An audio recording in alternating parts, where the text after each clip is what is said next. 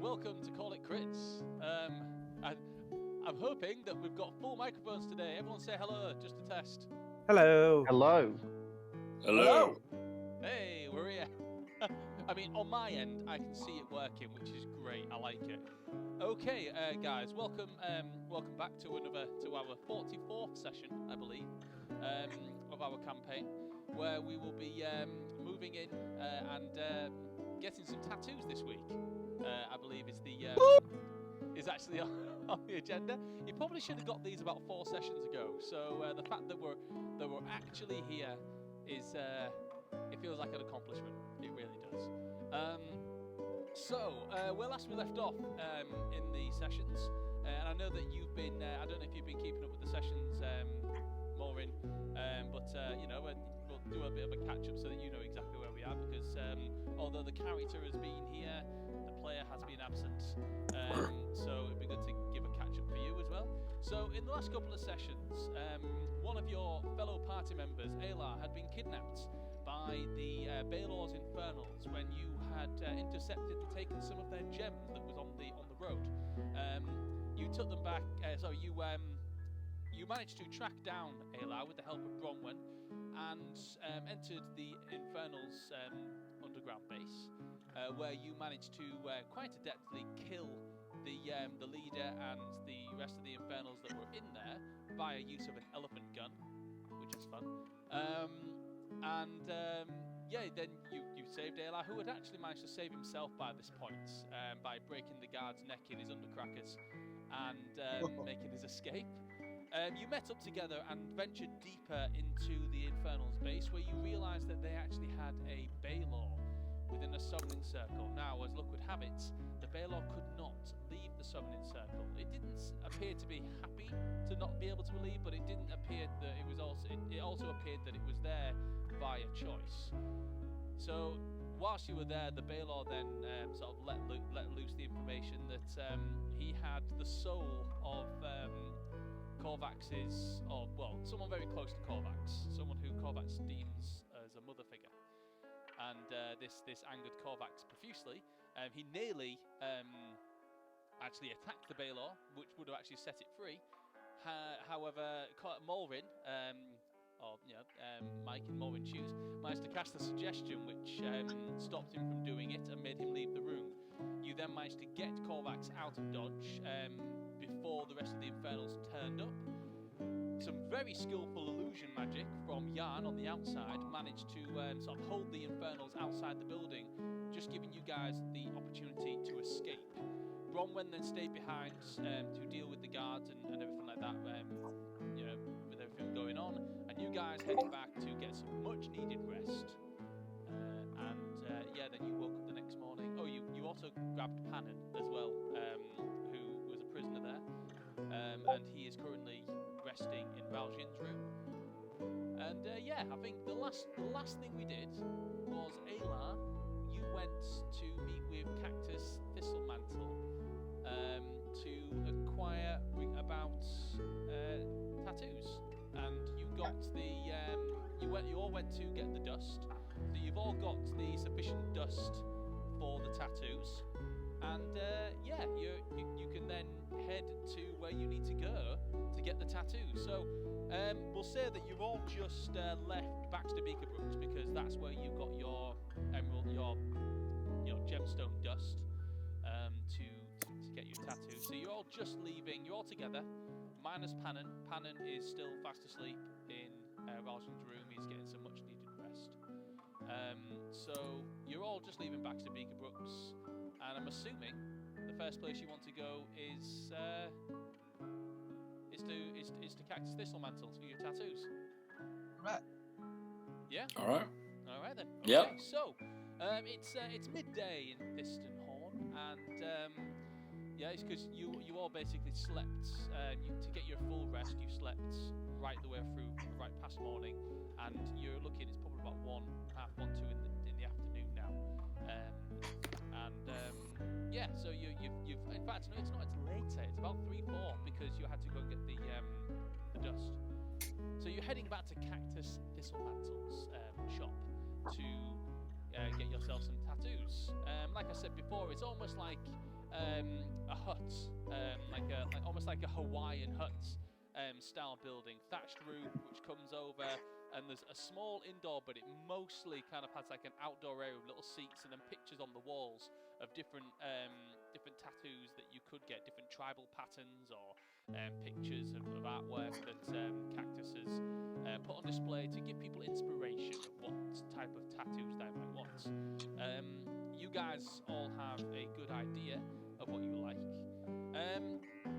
Cactus is actually sitting there, and he's actually he's expecting your arrival. So as soon as you start making your way up, oh, go on, Gareth. I would like to stop everyone just before we enter the shop. Okay, go for it. Yeah, I'm just gonna stop everyone. Like, right, guys, can I get your attention for like a second? Right. So like we're gonna get like some bitchin' tattoos now, and that would basically mean that we've like completed the Slaughtergoth initiation ceremony. You know, we will now be men.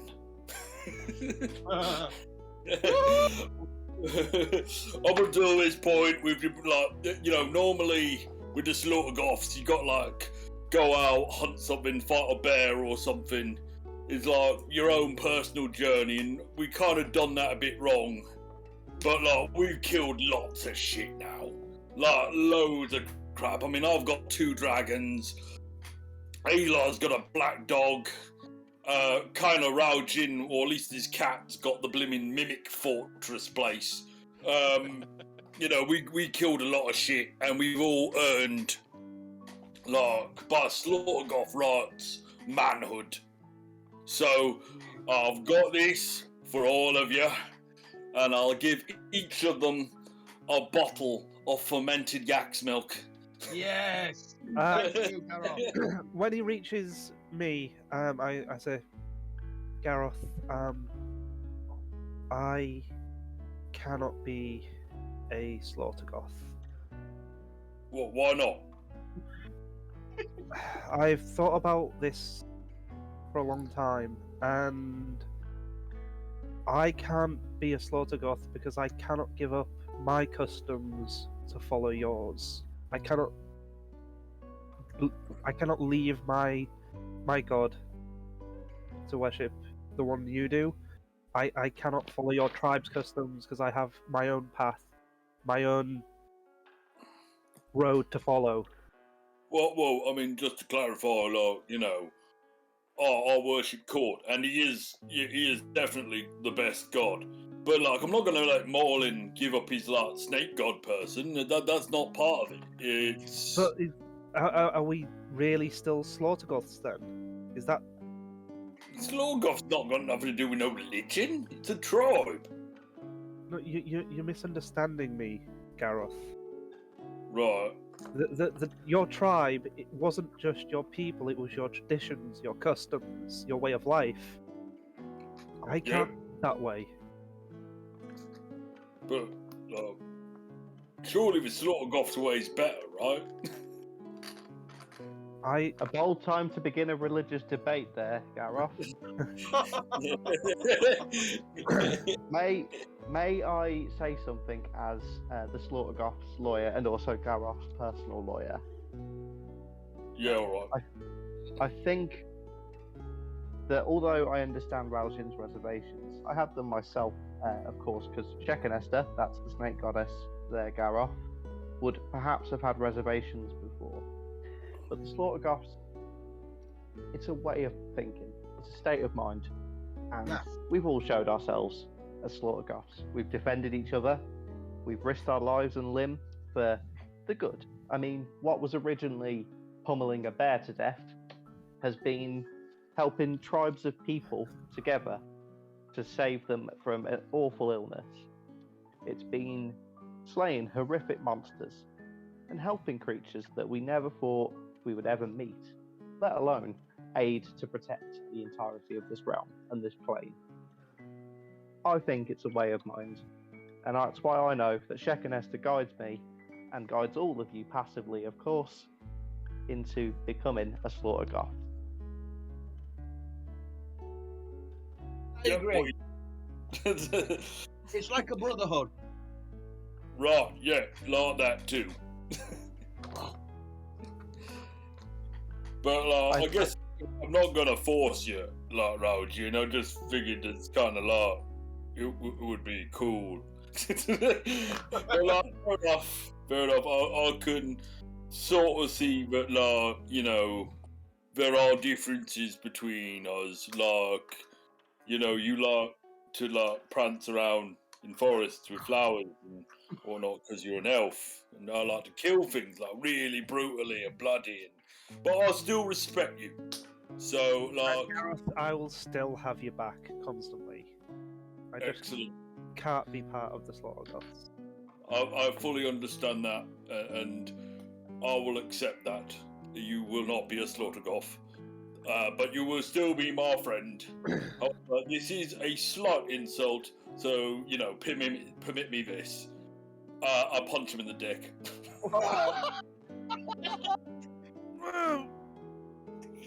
Oh. Oh God. Make a I constitution. bet I give him fermented yak smoke. There you go. Drink that, you'll feel better. Sorry, Constitution, you Yeah, say? just a quick one. Yeah. Alright. Oh, Why you gee. like this, Gareth? Wow. That is an 18 on dice. Okay. You And I don't have Constitution saving throw as a skill, so that's a straight 18. straight 18. You as by way of, obviously, you know, by way of feeling slightly insulted by this, so you do a quick dick punch. Raljin, although it hurts, you manage to hold it quite well. A little tear comes down the corner of your left eye, but you manage to kind of keep your stance slightly. And Gareth, you see this as this is at least he showed a bit of strength here. I'll respect that. I'll respect that. Oh, as he turns away, I just whisper to myself, I'm gonna get you back, you big green bastard. Right, gentlemen, Right, you should guys we are just going to proceed stand into around the out there? shop? Are you actually going to come here and get your tattoos?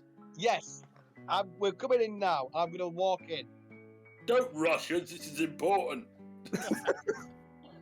all right. I see you brought your friends there. Yes. Welcome to Cactus Thistlemaine's Tattoo Parlor.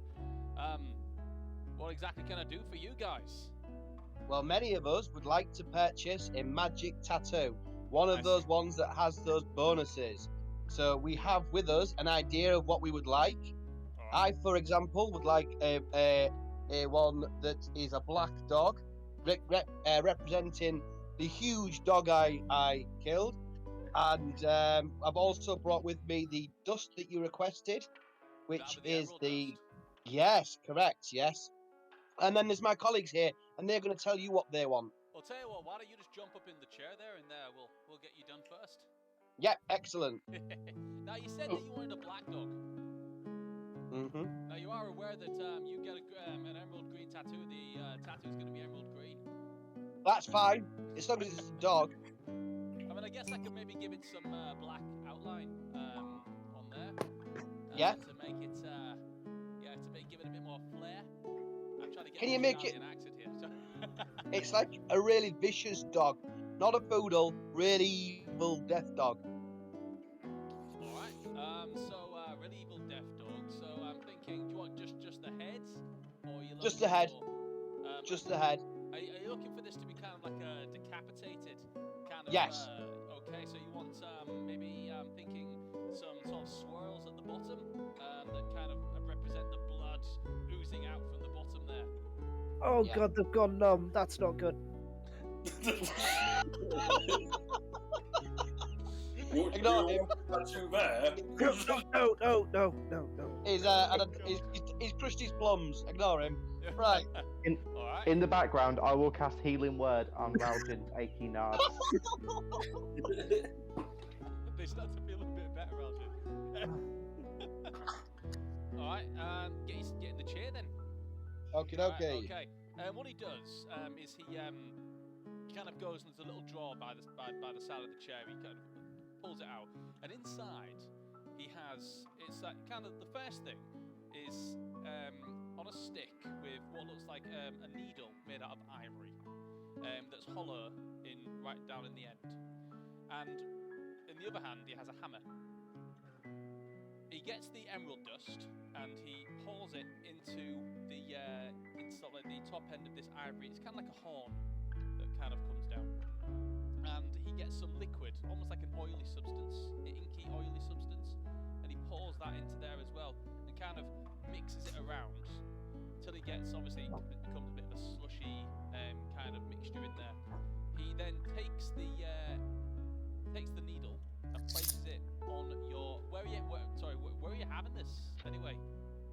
Always good to establish that. Top of my left shoulder, on the arm. All right. So he just lean over here. He kind of gets his thing, and he places the needle carefully on your back, and then begins to tap really, really quickly as it begins to sort of do the outline of this tattoo on your back. Actually, it hurts at first, and you can kind of feel yourself sort of like starting to every pinprick is a bit of a. Just give me a Constitution throw, not a saving throw or anything like that. Just see how well you deal with the pain. So he's tapping away. He's going. I rolled a 15, a +2, 17. All right, you're dealing with this really, really well. He's kind of halfway through now, and everyone else you can kind of see that he's finished with the emerald green outline, and there's a slight glow to it as he's kind of put it on. He's kind of got this dog's head that's kind of got coming off the bottom, kind of like swells and things, just kind of come down the back of your shoulder and kind of join onto your shoulder blade. And there's sort of like wide open dog's mouth. He then replaces it with some regular black ink and begins to trace the outline and dot some around, give it a bit of shading, and give me one more Constitution throw. 19 +2, 21. Oh, easy. Yeah, you've got used to the pain now. Easy. He gets to the end of it and he finishes, and it's been an hour you've been sitting in this chair. So by the end of it, he kind of puts his needle down to the side and says, "All right, that should do it. You want to go take a look in the mirror over there?" Yeah, I'll have a look in the mirror. Okay, you head on over to the mirror and you look over. Was it your left or your right shoulder blade? I can't remember. Left. Your left shoulder Left. blade. So you look on your left shoulder blade and you've got a cool tattoo just on your shoulder blade that comes down. It looks pretty bitchin'. You now have a permanent +1 to your. Which one was it? Dex, wasn't it? Your dexterity, yeah. So you now have a permanent +1 to your dexterity. So I'm now 17 instead of 16, yeah? That would be correct, yes. But it still stays as +3, doesn't it? Yes, but when you next level up, if you can take 1 pip in that to make it a +4. If you know what I mean, to put it up to 8, to make it on a +4. Oh, Have we leveled up to level 7? No, not yet. No. Oh, right, okay.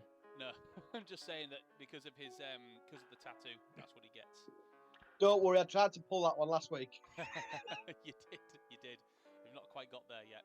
Right, all right then, who's next? Just to say, to celebrate, I'm going to open up the axe milk and raise it to the group. Oh, and say, to the slaughter grouse. I'll grab a swig. Yeah, I'll clap mine open and smack bottles and. Yes! Slaughter grouse! Most people that come in here, they drink first. Who's next? Sit down, like probably squashing the chair a bit. Right, me next. Right. Dragon skulls, is it? Am I right? Dragon skulls? I've killed 2 dragons. I want their skulls on my shoulders. Rocky, 2 dragons. What type of dragons were they? Well, one was a black dragon, and the other was a green dragon. Nice. So what kind of what colour tattoo are we having here? Callbacks. What colour are the gems? I'm just going to hand him over the ruby dust. Right, there you go. That stuff. It was the strength one, wasn't it? Oh, right. I'm going to say the same thing that I said to your friend over there.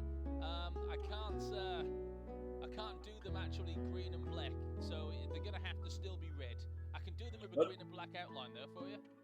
Well, I mean, that would be pretty cool. But to be fair, like most dragons, I think are the same colour when you reduce them to their skulls. That's a very good point. Blood red it is. Oh, Okay. Just been schooled by a half-orc. Where are you having these? one on each shoulder. Okay. All right. Look, just lean forward then for me. Right. He goes, I'm gonna need a stool. He goes on over and he kind of wheels over this stool with a bit of a back on it, made for standing on. It's got a little step that goes up. He locks the wheels in place and steps up onto it, and he has to lean here on your back. But you got like some big tyranids, like there's like the turtle. That was me. So YouTube decided to start for some reason. We'll be done for copyright next. Right. Anyway, he leans over. It's like, all right, this is going to take a little longer than your pals there, but we can do this. Right, and he takes does the same sort of the same process. He takes the ruby dust, places it inside his needle, gives it a mix with the ink, gives it a mix around, takes the needle and begins tapping. Give me a Constitution saving throw to see how well you do with the pain. Not that you need it really, but you might. Out. Fell off the table.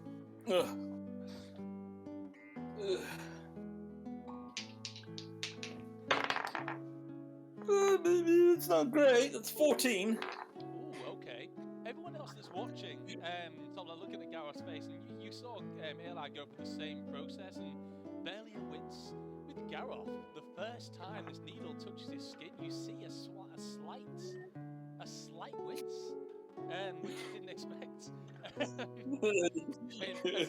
He feels your body kind of tense up. He goes, "You all right there?" I'm fine. Alright, I'll continue. And he continues going. He gets to the end of the first one. Give me another Constitution throw, please. It's not safe. I guess that's a 19. Much better. You're dealing with the pain now. You're gritting your teeth through it. It doesn't. Drinking the yak's milk. He says, "Right, just got to go over to the other shoulder." There we go. Continues going. One more Constitution throw for me, please, just to finish off because yours took a bit of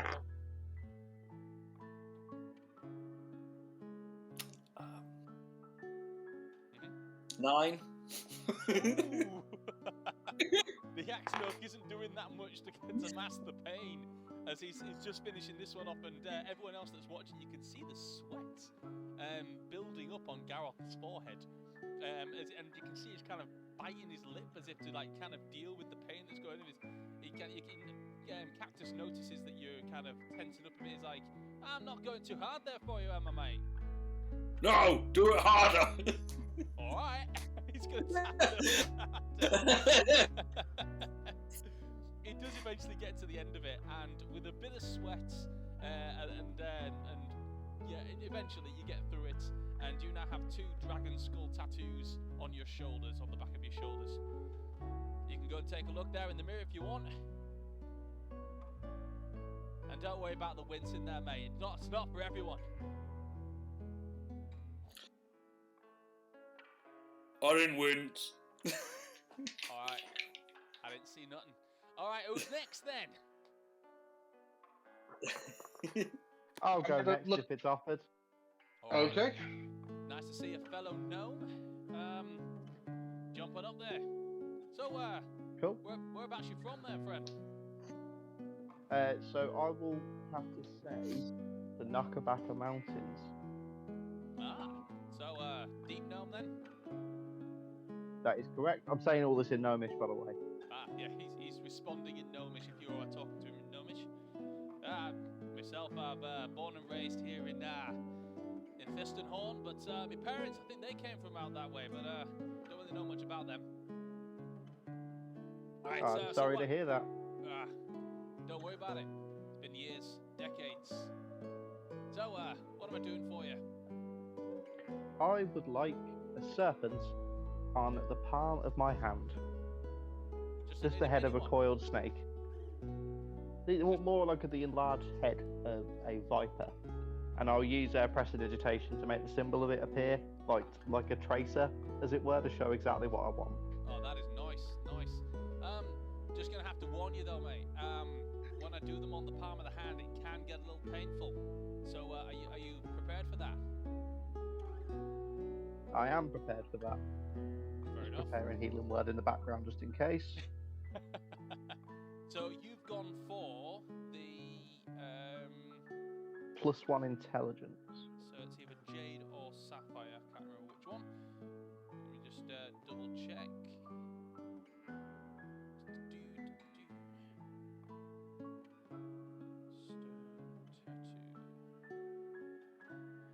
And I'll find it on here. No, not that one. I want to make sure I've got you the right one because it's going to be canon after this. You don't want the wrong one. Set a dangerous precedent telling me that I can imbue gems with magical power.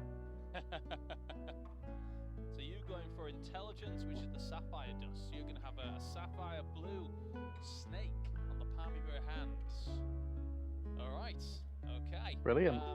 If you want to just lay your hand down here, and he kind of gets one of those armrests. You know, it's kind of like in hospital chairs, you know, where you take blood and give it to rest your arm on. It's kind of like a cushion there. He places your hand on it. Says, "Now I'm gonna have to make sure you don't move on this because mistakes on the palm of the hand, they don't go away too easy." So he kind of gets a belt, gets it across your arm. Says, "Can someone else just hold his fingers there?" I can see this, and I'm going to look at Morwyn, and I'm just going to kind of ease the daggers so it's not snugly in its sheath on my waist. I don't. The speaking in Gnomish, I've got no idea what's being said. And all I see is him strap Morwyn down. He changes to common, and he says, "You there with the little nimble fingers? Yeah, the goblin. Yeah, come here." I'll waddle over, and I'm just gonna be looking at Morwyn at this point. Look, It's fine, my friend. Just hold his fingers. It's fine, my friend. Okay, I'll hold his fingers. All right. Okay. He goes and he takes the dust and he does his mixy thing in his little ivory horn, and he places the needle. He's going to go start kind of at the top and do the coiled snake right around. So he's going to begin the process. Give me a Constitution throw, Maureen. Yes, by all means. It would have helped if I got one of my dice out. Sorry, 2 seconds. I'm a real prepared dungeon master today. I've left all my books in the cupboard over there, so if I need to reference, I'm going to have to get up and go. That is a 16 on dice. I get a +3 to my con, so that is a mighty 19. Nice. For the first part, in fact, this is a small tattoo, so it's not going to take very long. So it's only going to be 1 con save in the total. You deal with it really well. He just goes, he's looking at you the whole time. It's like, it's true what they say. You rock, you deep gnomes do have stone skin, don't you? It's kind of just tapping around and making the pattern on there. It makes it nice and swirly with a bit of almost like a tribal-ish design that you got going on. It kind of looks really cool with the coiled snake there. It says, there you go, done. It's about an hour into doing that one, and he's done. I'd say to go and look at it in the mirror, but you can just look at that thing all day. I like it, thank you. You're very welcome. Thanks for the patronage. Anyone else got any tattoos? He kind of looks at you, Korvax. I'll raise my hand and I'll just say, well, we spoke previously, so I'm going to just take my cloak off and I'll take my shirt off, and he'll see the familiar thieves' fist with a dagger on my chest. And for a lot of you, this might be the first time you've actually seen the tattoo, and it's literally the size of my pec on my left side of my chest. But you'll notice it's been slightly different from some of the other markings from the Thieves Guild. This one has 3 fingers. Some of the ones that we've seen have 4. And I'm just going to waddle over to him, and something I've been sketching out, I'll put the drawing on in front of him, and it's a set of dragon wings with an eye of Ayun in the middle. That's pretty cool. And I'll So I'd like the dragon wings across my shoulder blades, with the Eye of Ioun on my spine. And the Eye of Ioun is to be... Oh, is it turquoise or is it aquamarine, Phil, for the charisma? Aquamarine. So the eyes to be in aquamarine, and I'll just say, because of the skin colour, and it's important to me, could you do like a silver pigment for the wings? I mean, I can certainly do that, yeah. That would be ideal, so silver wings with the aquamarine Eye of Ioun. Yeah, no problem, mate. Okay. Well, if you just lean forward there, you all seem to be getting them on the back. I'm looking forward to seeing what you've got there, Blue Friend. And he takes his thing, and he's going to begin the pattern. I'd like you to make a Constitution saving throw, please. Or just a Constitution throw. I say saving throw, it's not really a save. Well, a +2 in Constitution, so it's but it's still only 11. Okay. It hurts, as he, Oh, yeah. especially as he does it right on the spine. There's a lot of nerves there to hit, and it's quite painful. But you manage to kind of grit through the pain. There is visible, everyone else, you can see visible pain on Korvax's face as he goes through this. He does kind of see you tense and says, "Are you all right there, mate? Do you want me to stop?" No, carry on. All right, Good. all right. Just say when. You know, I have a lot of people that they pass out on me, and believe me, when you pass out and you start slumping off the chair, it makes it very difficult to get a good tattoo. Okay. Gareth, come round here and just hold me down. All right. I will quite happily take a swig of my yak's milk, put it down a bit, just go over him, and just basically push him down into the chair. Says, all right, I'm just about done with the eye. All right, okay, I've got to do the wings now. So, grit your teeth for this one, because the silver, it's a bit of a bitch. And he kind of, begins with mixing the pigment up. And make me another Constitution check, please, as he begins the left wing. Ooh, that is a dirty 21. Nice. So It's is the magical stuff that hurt. as he's tapping away on this one, he says, you seem to be dealing with this one pretty well.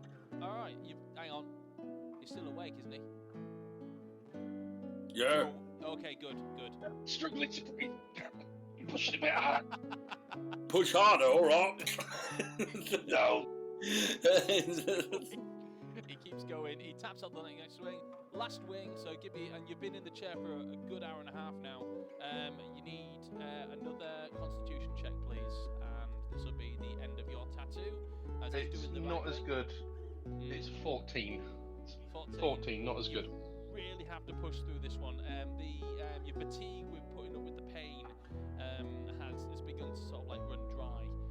But eventually, as he finishes off and he takes his cloth and begins to wipe it all down, you feel a sigh of relief as you know that he is done.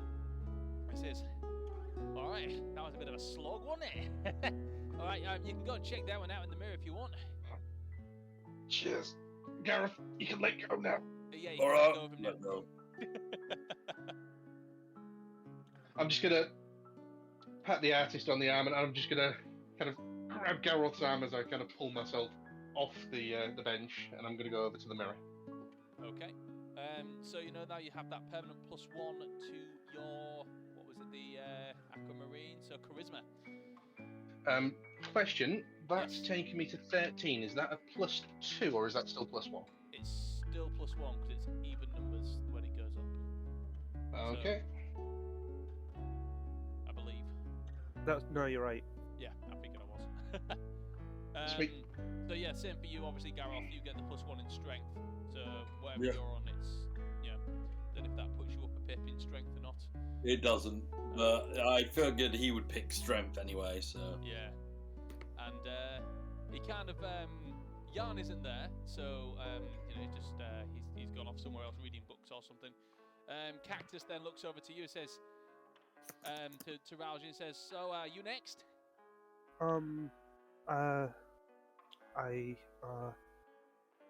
It doesn't Come have on. to be for the slaughter goths. You could get a nice green tree, but a white tree with a green outline. Raljin nods his head yes to the question and then says, "I'll actually show you Phil in the chat what Alright. he wants." Let's see, where should I put it? Actually, stick it in the hand raising chat because then it'll pop up on screen. Okay. That. Oh, and maybe it won't pop up on screen, just the link. I'll still look at it. Oh, wait, yes, it will. Oh, right, okay. Very interesting. So green blade, but the rest in black, and it's on right upper arm near the shoulder. I see. Does it have some sort of significance for you? Yes, it's a holy symbol. Alright. He's gonna make a religion check, see if he knows. It's by no religion I've ever seen. Can you enlighten me? It's Alice Trey. She's she's a drow god. She's the good drow god. Alright. I mean, to be honest, I wasn't aware that there was one. So, you know, good on you. I mean, I can definitely do that for you. So, what are we saying? So sort of a black outline with green dagger down the middle. Have you got some gem dust for me? Yeah, it's was it emerald or jade for dexterity? Sorry. Emerald for dexterity, I believe. Yeah, emerald dust for dexterity. Yeah, emerald then. All right. Yep. Fair enough. So he takes does the same process. I would like. Actually, at this point, what's going to happen, because you're sitting down for this, Lynx is actually going to sit, and she's kind of jump up onto your lap and sit and kind of onto your lap to kind of comfort you through this. She says, it might hurt a little, It's but alright. you know, just squeeze my tail, maybe not too hard though. As he sort of goes into it, he begins doing his pattern. I'd like you to make a con check, please. Okay. Good rolls tonight. Con straight 17. Alright, you kind of grit your teeth through it, and it does. You kind of stroking Lynx kind of gives you, well, with the other arm, it gives you a bit of, you know, calms you through the process. One more con check as he finishes off. Oh, that's bad. What's that? That's 4. Alright, as long as it wasn't a 1, you don't faint, but you do struggle for the next bit. You can, you're kind of stroking Lynx very hard. I get the no. What I do is I grip the collar of her armor, so I'm not Alright, okay. I'm not hurting her. I'm grabbing the leather on her armor. You grab it. Everyone else, you can see that Raljin is in some, quite a bit of discomfort as this is happening. But he's gritting himself through it, but you can see he's almost pulling away a little bit. I'm going to offer him some yak's milk out of the bottle to flesh out. Go on, down that. I go green. Can I do a medicine check to see if there's anything I can recommend to it to make it easier? I mean, you can do if you like. Give me a If I medicine check. get a high enough score, I'd like to base on something I do with my actual tattoos in real life. Yeah, go for it. That is a 17 with my medicine. I will allow it. Go on then. So I will walk up to Raljin. I'll put my hand onto his ribs, and I will say hum against how hard I am pressing. Match how hard I'm pressing by humming. Okay. So so Morin presses your chest or and he starts pressing hard and asking you, Raljin, to hum to match how hard he is pressing. Do you do this? I mean, anything's better than nothing, mate. Are you there, Rob? Yeah, can you hear me? No, oh no. Obviously, you've got a very a good microphone that doesn't have humming. Well, yes. Anyway. 1 second, guys.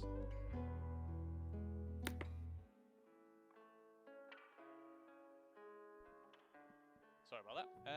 So you do this, and it begins to work. It begins to help with the pain, and yeah, it finishes off. Says, "There you go, mate. That should do everything that you want it to do." Okay, thank you. No problem, mate. Is there anyone else that needs anything, or is there anything else I can do for anything? I do piercings as well. I can do. Nope. No. No. Don't want one of those. One of your ears piercing. No, thank you. No. Anyone? No. Fair enough. Do you do a nose piercing? I can do a nose piercing. Yeah. You know what? Maureen is feeling mildly impulsive. I will have a nose piercing done. It's just 50 gold. 50 gold. Oh yeah. Do you accept gems in lieu of currency as per gnome culture? Of course I do. Fantastic. I will hand him a 50 gold piece gem. I'll just check my list real quick. I've got like nearly 2,000 gold gems. Let's have a look. I will hand him a 50 gold piece value diamond. I've got a couple of different value diamonds, I know that much. So it's like a, Nice. you see like a broken and very chipped one, but like it's still good. Speaking of diamonds, while I remember, Phil, what was the value of that diamond we gave him? Last week. Yeah, 1,000. it was a big one. Yeah, so you need to add that to your inventory as well. 1,000 gold diamond. Yes. Jesus, what? Yeah. All right, Okay. mate. I mean, this is beautiful, beautiful. All right, he puts it down. He says, right, take your pick, and he kind of opens up a drawer, and inside is like a little cushion with lots of different sort of like studs, ring studs, big hole ones. You know, there's ones that you have to get bigger and bigger and bigger. So tribal ones, and, all these different type ones. What tickles your fancy? Is there one that is like got a gem within it? Or a socket that I could eventually put a gem in? There's plenty. So there's got quite an array. There's one that's it's got studs that's got different coloured gems in there. So you can take your pick of what colour you'd like. Or there's ring ones that also have like a stud in there as well. Why am I picturing Maureen with one of those ones with a chain on them? Right. Simon, pick a number Yeah. between 1 and 4. Okay. Want to know what it is? Yes, please. 3. Cool. Can I have a green gemmed one if there is one available? Oh, absolutely, mate. Yeah. All right, just you might want to take another seat down here in the chair. Absolutely. He goes over to his the same drawer and brings out a small needle and his same little hammer, and he gets some liquid. You can guess it's probably sterilant, something to sterilize it. Begins to wipe it and clean, and he places it on your nose. Says, "Now this is going to have to go through some pretty tough skin, so it might hurt just a little. So here we go." And he just taps, and it goes straight in. Give me a quick con check. Okay. That is a 13. 13. You wince, definitely. This kind of pull away slightly, but he does manage to get it through, and it hurts. It hurts. Not enough to do any damage to you or anything like that, or do anything bad. But it does hurt. As he pulls the needle out and he places in, was it a press stud you wanted? Yeah. A stud. So he kind of puts and does the back, and it says, "There you go, mate. All done." Now you might want to Thank you make very sure much. you It keep looks it ace. clean every day, because they can get infected. So make sure that you're making sure you're washing regularly and making sure it doesn't get infected. And if it does, don't come back to me. Go see a doctor. All right. I'll whisper to him in Gnomish, "I am a doctor," and then I'll wink. Ah, fair enough. All right. If that's everything, then I guess I'm guessing bid you guys adieu. Actually, have you guys paid your gold for these? Did we? I think we did. So you've paid. Obviously, you've paid the gem dust, but I think it was 300 gold each for your actual. That's right. Yeah, I'll deduct mine from my. Oh, No, we didn't actually. Yeah. I've got a few gems that I can get rid of, and then that's me pretty much cleaned out. I just paid 300. Okay, so you paid your 300. Alar's paid his 300. Maureen, I'll pay 300 in gems. You pay 300 in gems. Sweet. And Gareth. I throw a bag of money at him. I guess he kind of goes to open it and starts counting out. He's like, "Well, you got quite a few platinum in here." Starts taking out the platinum to make it easier counting for him. I'm going to make sure he's taking the right amount and not diddling Gareth. Give me a perception check. 14,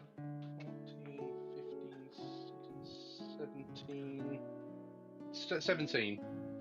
Alright, he sees you watching him, and he's honest with it. He takes out exactly 300 gold and hands the bag back.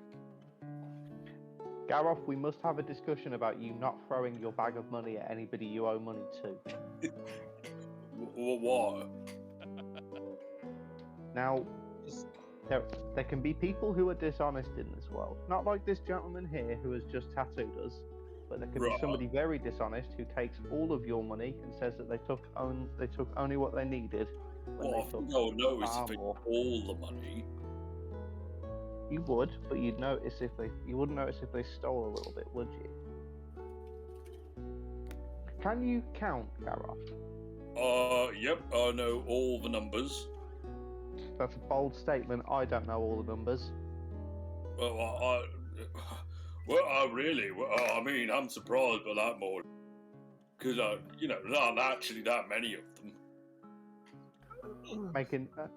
Okay, I make a note to myself that I'm going to use prestidigitation in future to test Gareth's math skills. I mean, I can count all the numbers right now if you want. Oh, no, You we know don't what, have Gareth? time. Save it for the road. Tell me all about the road. Right, it just goes, you got 1, you got 2, you got 3, you got 4, you got 5, you got 6, and you've got lots. Give the guy a biscuit. That is close enough, Gareth. That's close enough. Today you have learned much, Gareth. As you're all sat in the tattoo parlor, just sort of paying your gold and stuff. It's late evening now. You've been there a few hours. So what? 1, 2, 3. Yeah, you're encroaching about 6, 7 o'clock. So you naturally the drunks are starting to go in. One guy comes in and goes, "Hey, Cactus, how you doing, buddy? I want another tattoo." And you kind of see this guy. He walks in. He's got his top off, and he's just littered with awful tattoos. So it's just like all over his body. Like one of them just says "fuck you" in French. Sorry. French is a language? In Elvish. What's French here? No, we must invade this place. People will surrender. Another one is just a badly drawn picture of a cat with bangs. Lynx takes offence. He's just like, "Hey, I know what I want today. I am going to get a tattoo of my mother right on my heart because I love the woman. Now do it for me, Cactus." And he sits down in the chair. And Cactus goes, "All right, guys. Obviously, I've got to work on this work of art. This gentleman here, good paying customer, aren't you, Derek?" And he's like, yeah. He's like, "Yeah, right." He's still got an ale in his hand, and his mates are sort of like coming up and sort of like just up behind him.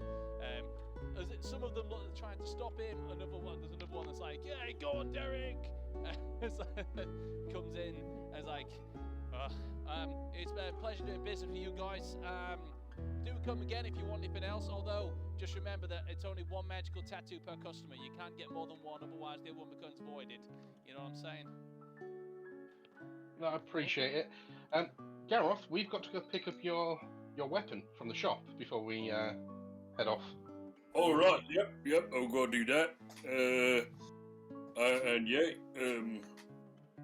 Let's go do that. And then obviously, we got to bury your dad, don't we? Yeah. Bit about time. Alright, well, safe Do you want travels, to- guys. Safe travels. Thank you.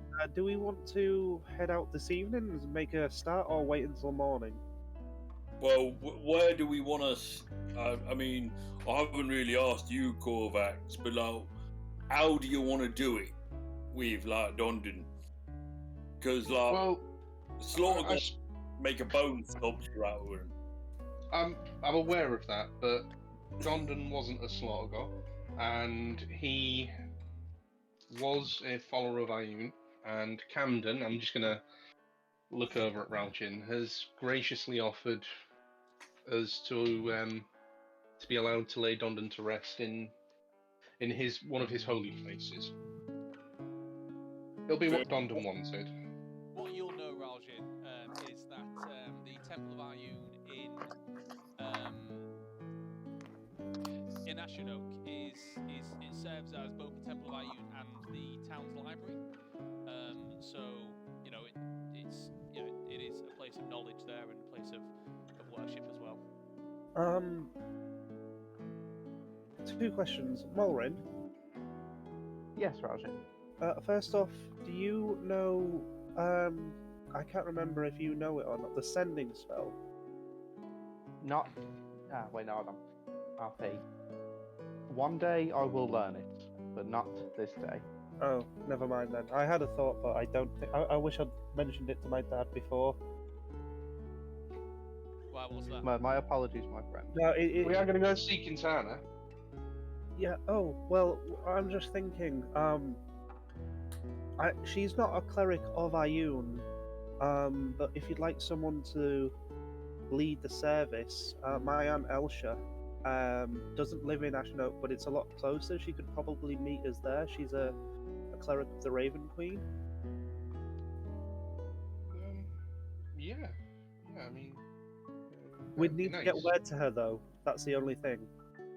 Okay, well maybe Quintana can send a message to Camden. Yeah. Certainly try. One thing you do know, Raljin, is that the temple does have clerics. There are Yeah, plenty there. I know. Of It's Ioun, just so. with it being a final death and a passing, I thought it might be appropriate. Possibly. Korvax, I must ask as well. I understand your relationship with Dondon was different to my relationship with Dondon, and I know that Ioun and Shekinesta did not always have the most productive working relationship as deities, but if you were happy for your adoptive father's procession to be done this way, I would like to do a funerary rite in the Naga tongue also.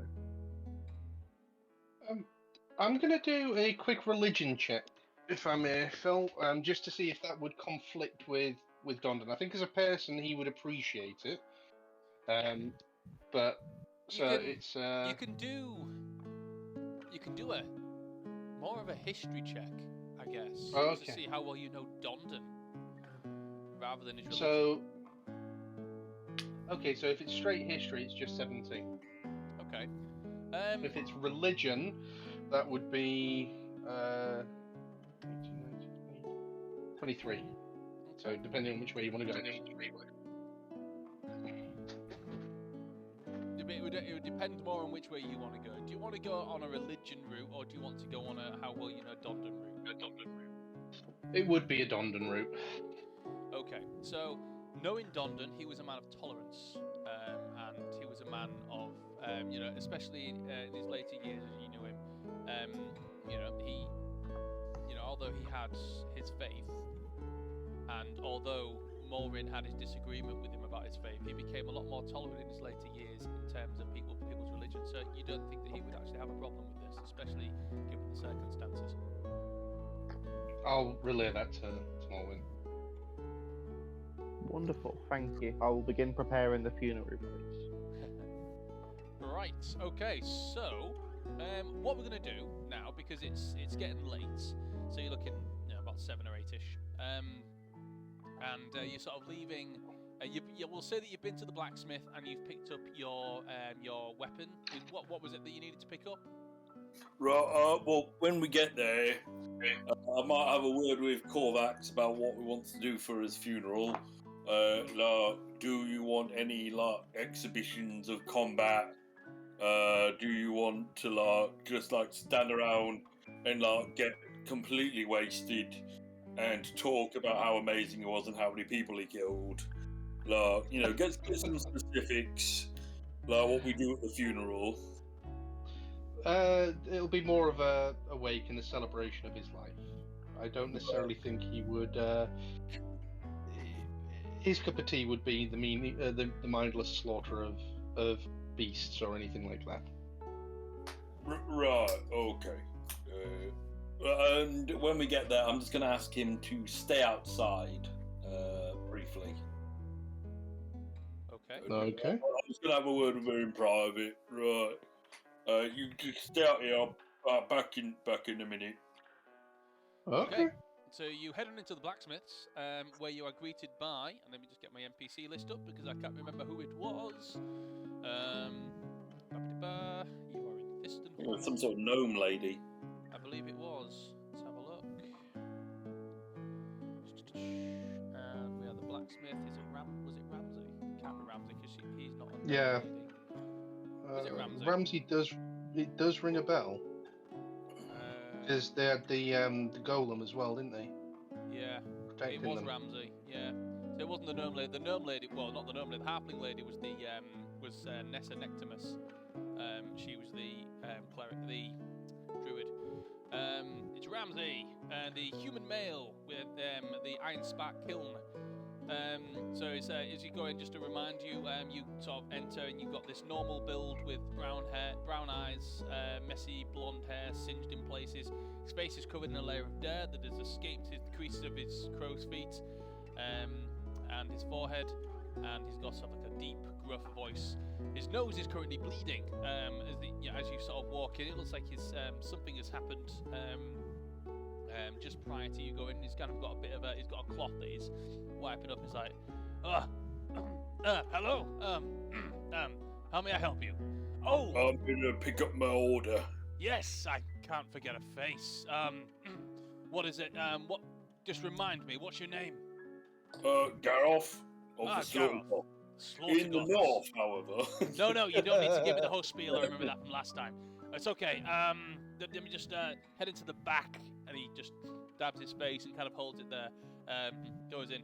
It was it an axe? It was, wasn't it? There was an axe, and also there was an armor piece. Oh yes, I remember very, very well. He goes and he goes into the back and he grabs. He's got like a wheelbarrow that's carrying it. It's a bit heavy for him.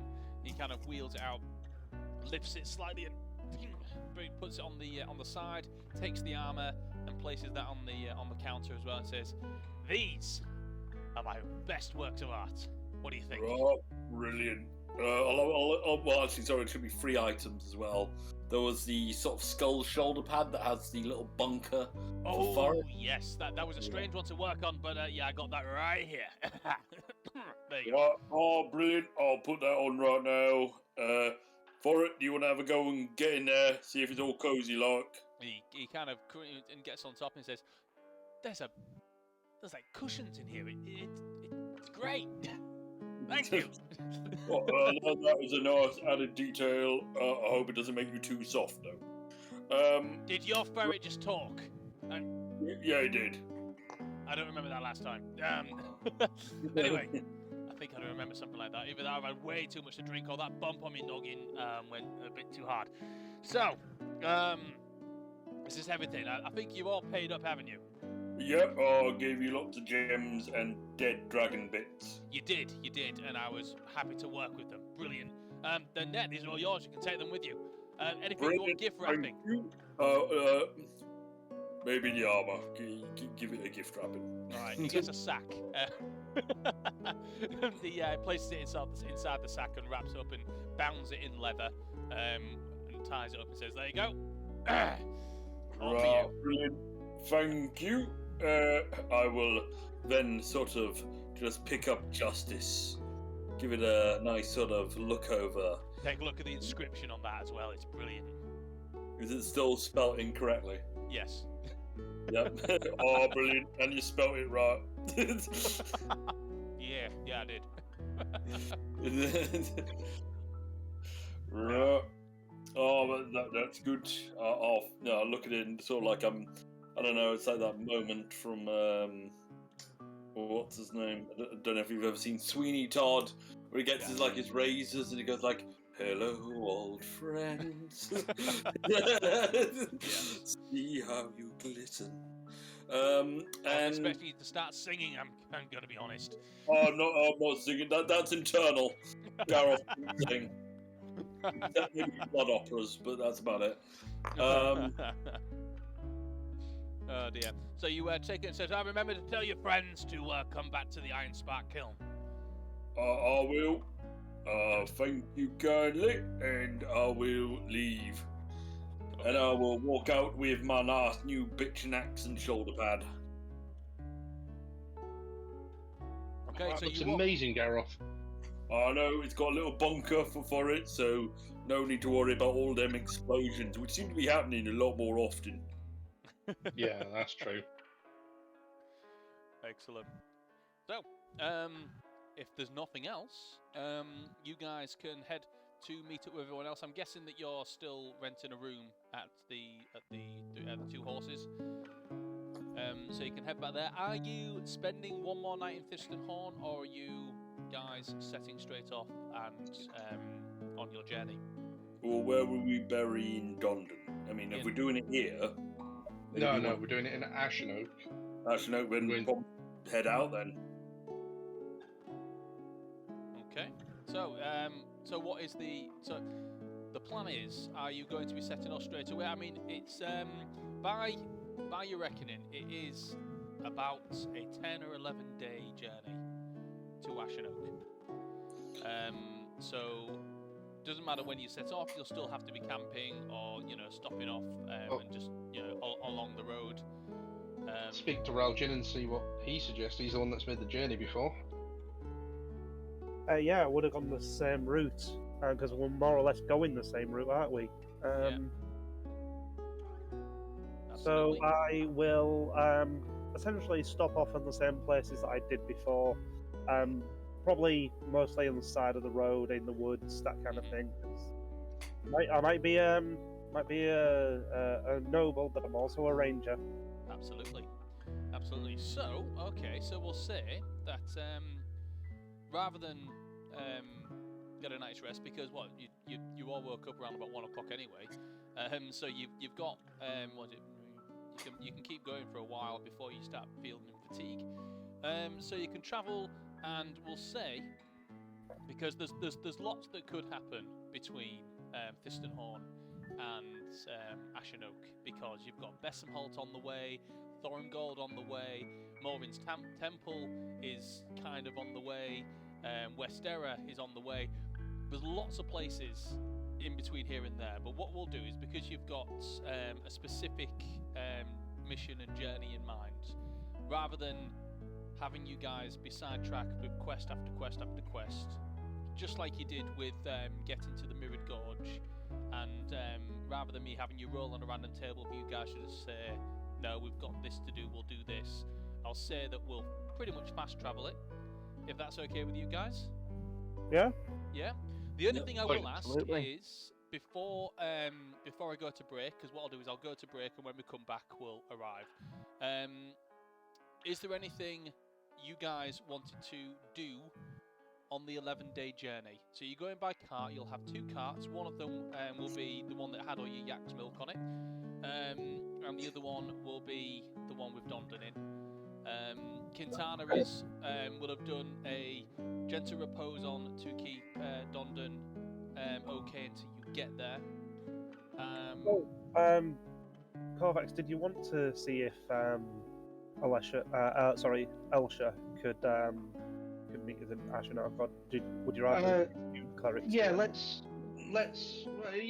if that's what you think, I'm going with you here. I mean, he's quite tolerant and stuff. I mean, I don't think he necessarily had much to do with the Raven Queen, but It's just with the Raven Queen representing the final death. I feel like she might be the deity to see him across to the other side. I'll defer to his knowledge. So potentially just speak to Quintana and ask if she could send a message to Camden. Okay. All right. So if you do a message, you go see Quintana first, then, and she's just sort of doing the handoff and helping to load Dondon's body into the back of the cart. So Thank her for all she's done. You're very welcome. Because it's been a lot longer than what we originally anticipated. Indeed, but it didn't go outside of my usual duties. I've been here guarding Bronwyn for a while, so it just it gave me something else to do, and to be honest, making sure that he was kept safe. It's what we do, so it was an honour. I'll just smile, and if Bronwyn's there, I'll thank him as well. Actually, he's not. You don't know where Bronwyn is at the moment. He's not MIA or anything like that. He's just he's not at the Regal Star station in Thistenhorn at the moment. Okay. So, is there anything else I can do before you all leave? I've packed you some provisions in order to get you there. It's a long journey to Ashenok, so just be careful on the road and make sure that you get there safely. Is there anything else I can do before you leave? I think Raljin was going to see if you could possibly send word ahead to Camden for us, Lord Whitewood. Absolutely. I'm not sure what message he wanted to send, but Actually, did you ever meet Elsha Hollowheart of the Wandering Wolves? I'm afraid I haven't. No, I'm afraid. No. Oh, well, Dad will be able to get word to her, I hope. If you could ask my dad if he could send word to Elsha to see if she can come perform a service for us in Ashenok. I can send word to your father, of course. He I have met.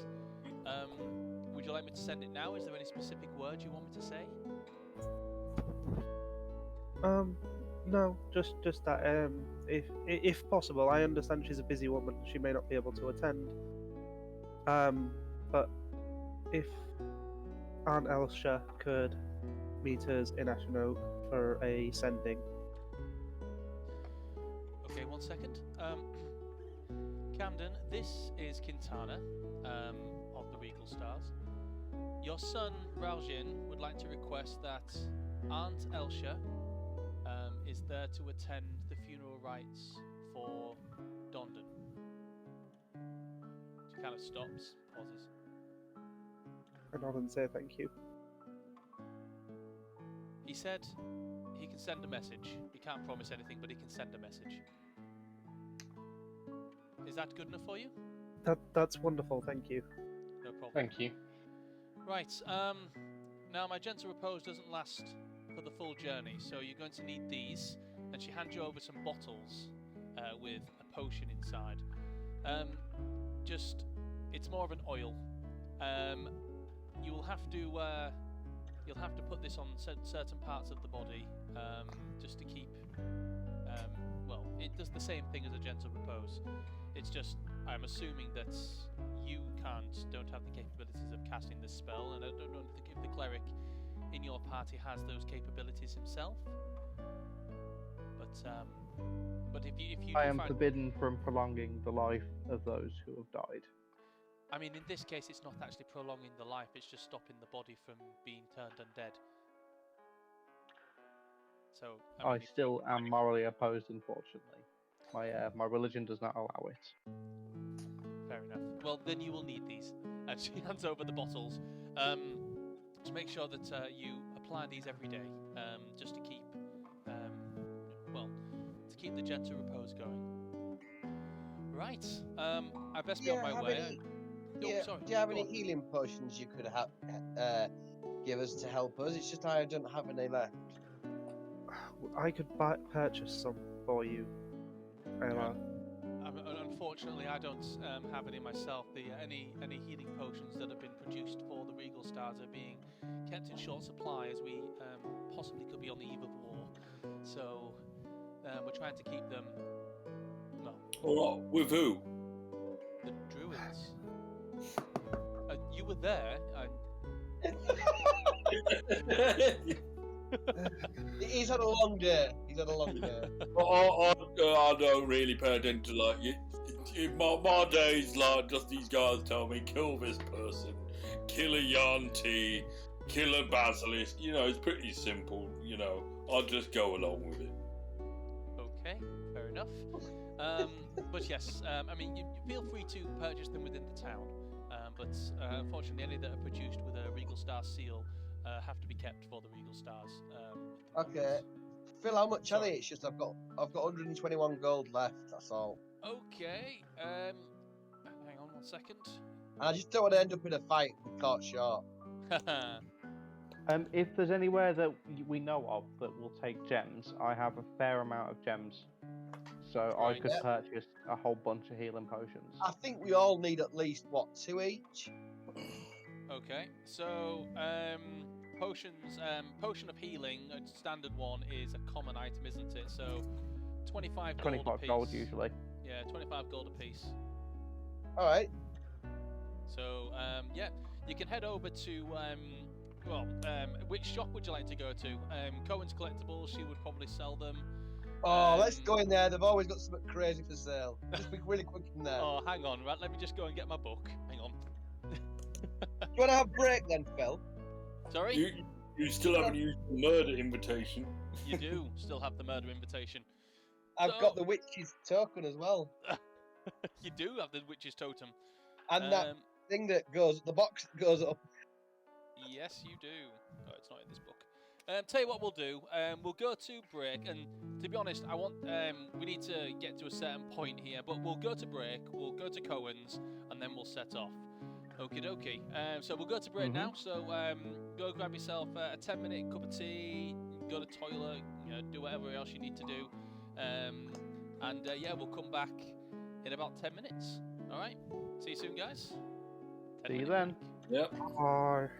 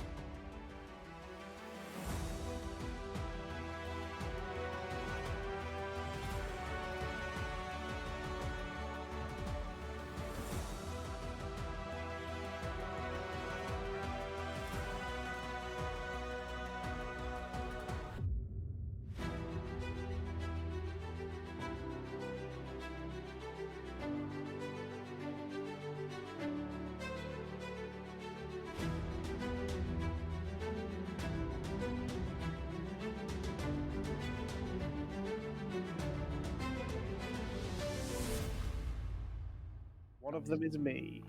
Hello, everyone. Welcome back to Call It Crits.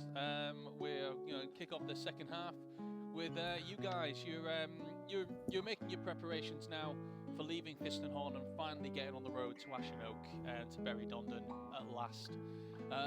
But before we do, it wouldn't be good to leave Fistenhorn without at least paying one more visit to our magical mayhem distributor of Cohen, at Cohen's Collectibles. So, you guys arrive at Cohen's Collectibles, the shop in town that takes in random magical items and sells them for a profit to the unsuspecting. You enter in, and I'm guessing, Ayla, you're the one that suggested going here, so you be heading in first. Are you all together? Yeah, I think we'll all go in because if that's okay with the group, it's just that we might all want to maybe purchase something. I don't know. It might be something for everybody. I found this. I'll be there. I just bought a magic item. This guy on the street sold it to me. Right, What check was this it? out. It is a rock of gravity detection. I'll take a rock and I'll just drop it and it'll fall. I'll be like, look. It definitely works, Gareth. How much did you pay for it, Gareth? Oh, 1 gold. Deduct Absolute 1 gold. steal, that is. Absolute steal. Gareth, remind me to introduce you to the Ice of Disappearing. Ooh, alright. The ice of disappearing. Oh, Right. I love it. All transactions have to go through Molrin. Remember, Molrin. Oh dear. So, Right. you enter in through the door of Cohen's Collectibles, and Ayla, you are recognised and greeted immediately, so is the rest of the party, by Cohen. She's the tall elven woman. I'm going to use my charisma, Phil. I think I'm striking up because she's tall, she's elven, a bit She like is. me. She's significantly older, but she's But still got her looks. I could be a toy boy. I could basically sort of give her a bit of a smile, a bit of a wink and a smile. Say, hello there, how are you today? Ah, Ayla, nice to see you again. Have you come to Nice to purchase see you. more magical items from here, or maybe some potions? Yeah, I brought my friends in as well. I thought they might like to come and see some of the delights that you sell in your shop. Oh, wonderful. Hello again, Cohen. Nice to meet you. See you again. It's Morin, isn't it? That is correct. Again, having this conversation in Elvish. Yes, you've come. Have you got any more gemstones to trade with me? Many gemstones to trade. I'm Wonderful. looking specifically for as many healing salves, potions, etc. as you have. We are going on a lengthy journey, and I wish to stock up my compatriots' healing Absolutely. abilities. Absolutely. Well, I definitely have potions of varying types. So if that's what you are looking for, then absolutely I can do that for you. I also have another few magical items that I've had come in the last few days that I've not moved yet. If you wanted Excellent. to. By the way, I do need to ask. Have you found out who's trying to murder you yet?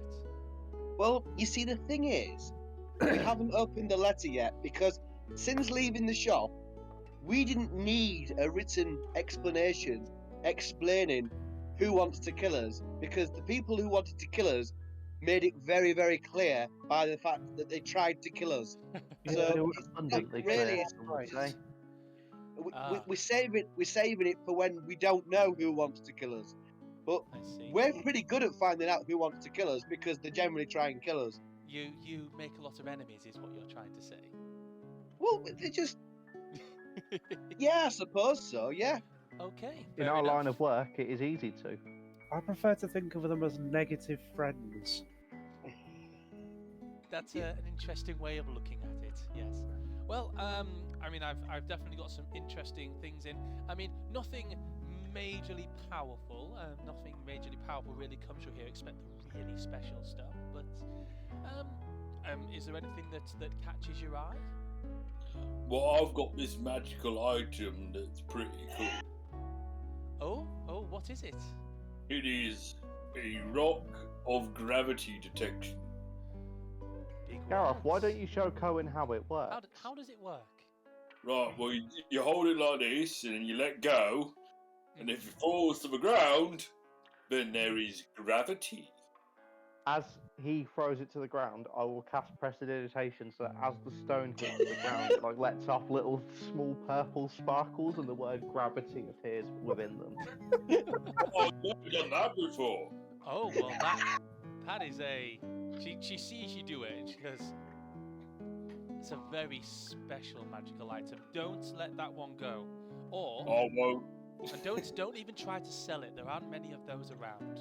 I'm just going to discreetly say to the shopkeeper, this is our valued comrade. He is the bronze of the party. He's very, very critical to this group. Very important member. Absolutely, and I see a lot of adventuring parties come through here, and of course there are always the strong ones, the brainy ones, the dexterous ones. There's always a good variety, and you seem like you have a very good party. I'm all of those things. Can I show you any? I'm sure you are, dear. Can I show you any of the words that have come through here recently?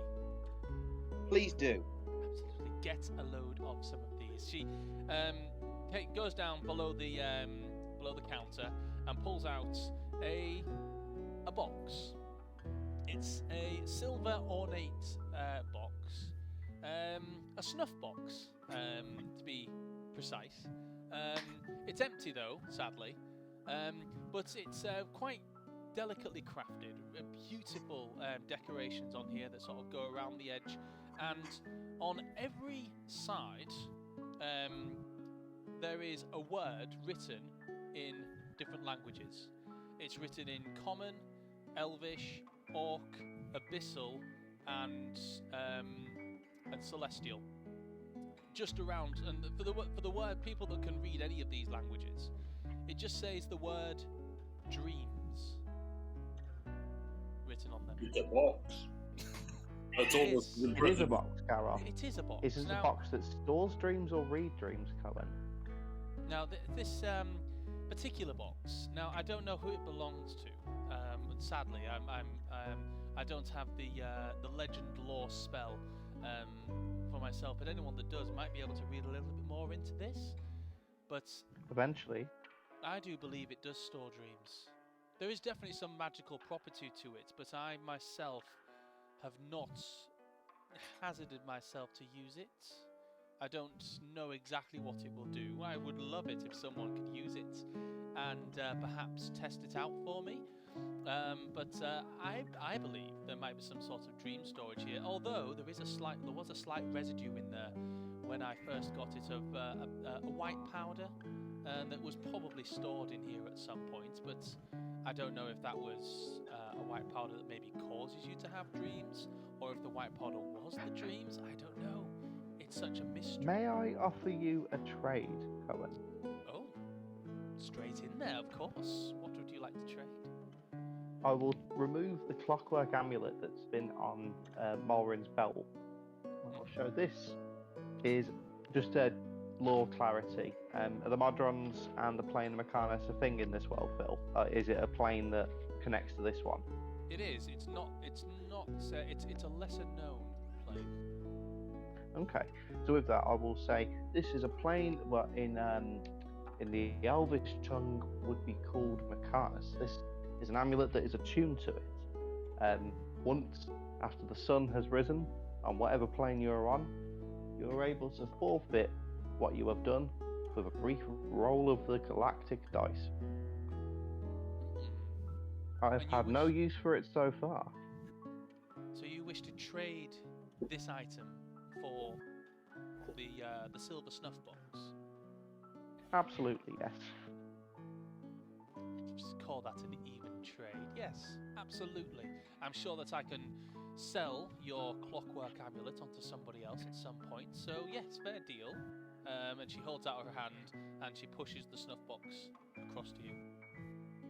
Brilliant. I'll add it to my Do the trade. items list. So you then, now have the finally. silver snuff box of dreams, and you can put a question mark next to that because you don't know what it does yet.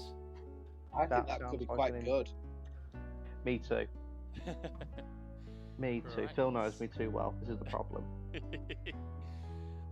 Next, I mean, I have a couple of these ones they were sold to me by the same person. I think he's been out raiding in the Howling Land, in the Howling Hills of some of the ruins out there, and they brought back some of these, and she puts 2 items on the counter.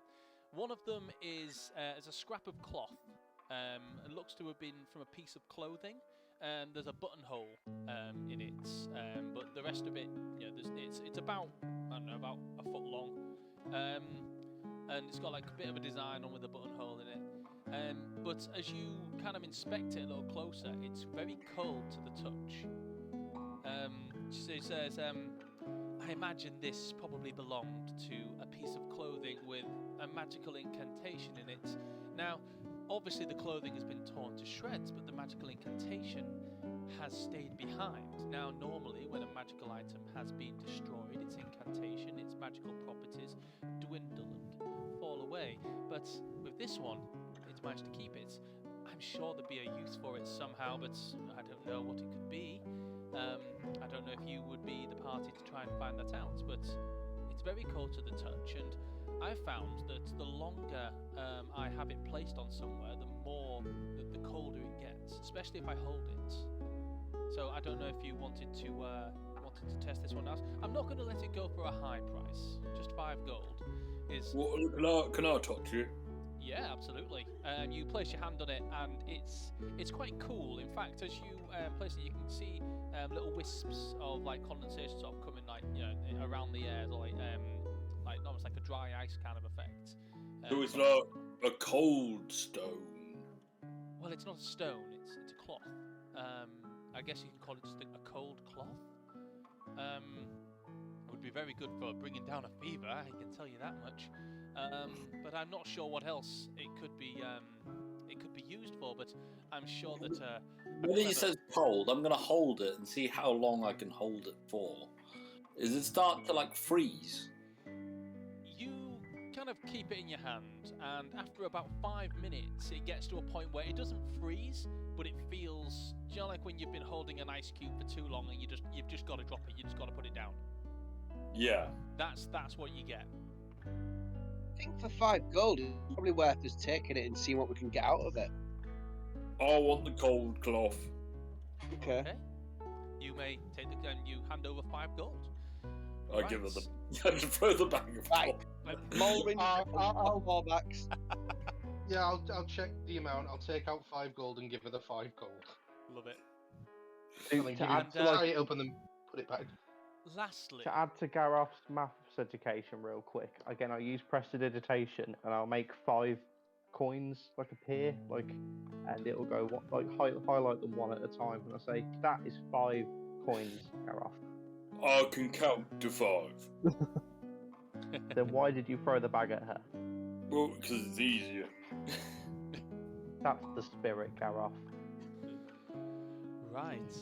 Lastly, and there's just next to this this cloth, there is a shard of obsidian. It's about a dagger blade's length, and it's kind of points at the end as if it probably was used as a weapon of some kind. There's no handle or anything like that on it. It's just a sharp piece of obsidian. Now this one, when it was brought to me alongside this piece of cloth, was very striking because it's pretty much its polar opposite. You see, this one is, well, have a feel, and as you kind of place your hand just over the top of it, it's very warm to the touch. Now, it doesn't have the same properties, whereas it gets warmer and warmer the more you touch it, the longer you hold it. It just has this constant heat that comes from it. Very handy if you're in a place such as the freelands of Oskia, or have it that. It would keep your body at a very fair temperature. But I guess it could be fashioned into some sort of weapon as well. I'm not sure if it would do any additional damage, but it certainly gives off that much heat in a way. I'd let this one go for probably 8 gold for that with its limited uses. Unless anybody wants it, I'll quite happily grab that. Have at it. Okay, so you now Owen? have. Any issues? No, you have it. Do you want it? No, I'm just thinking if Morwin wants it, because, you know, deep gnome and stones. No, Owen, I don't know if Morvin's there, unless he's on. you're on mute. Sorry, it was playing up then. Is everything alright? Yeah, no, we were Yeah. just I can asking hear you if- now, yeah. She's selling a piece of obsidian, like an obsidian shard that's quite warm to the touch. Korvax has his eye on it, but he wanted to check with the party if anyone else wanted it. I will offer to go halves with Corvax so that I may study it as well.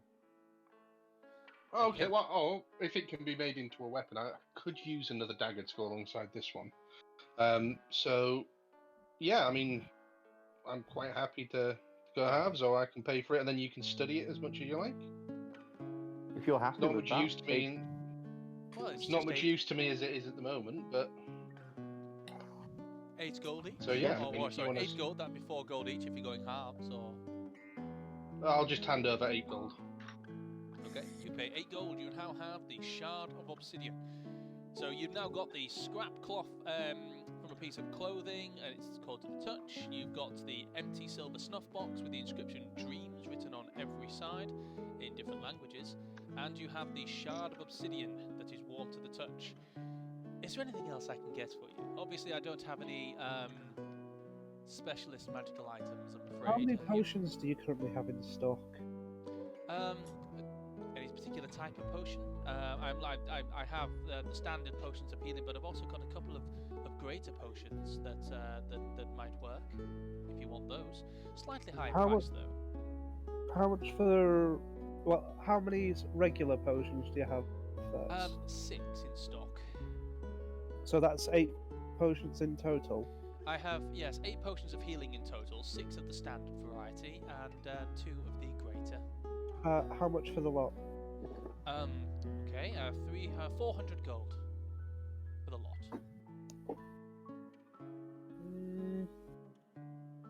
I've got 121. Let's just see.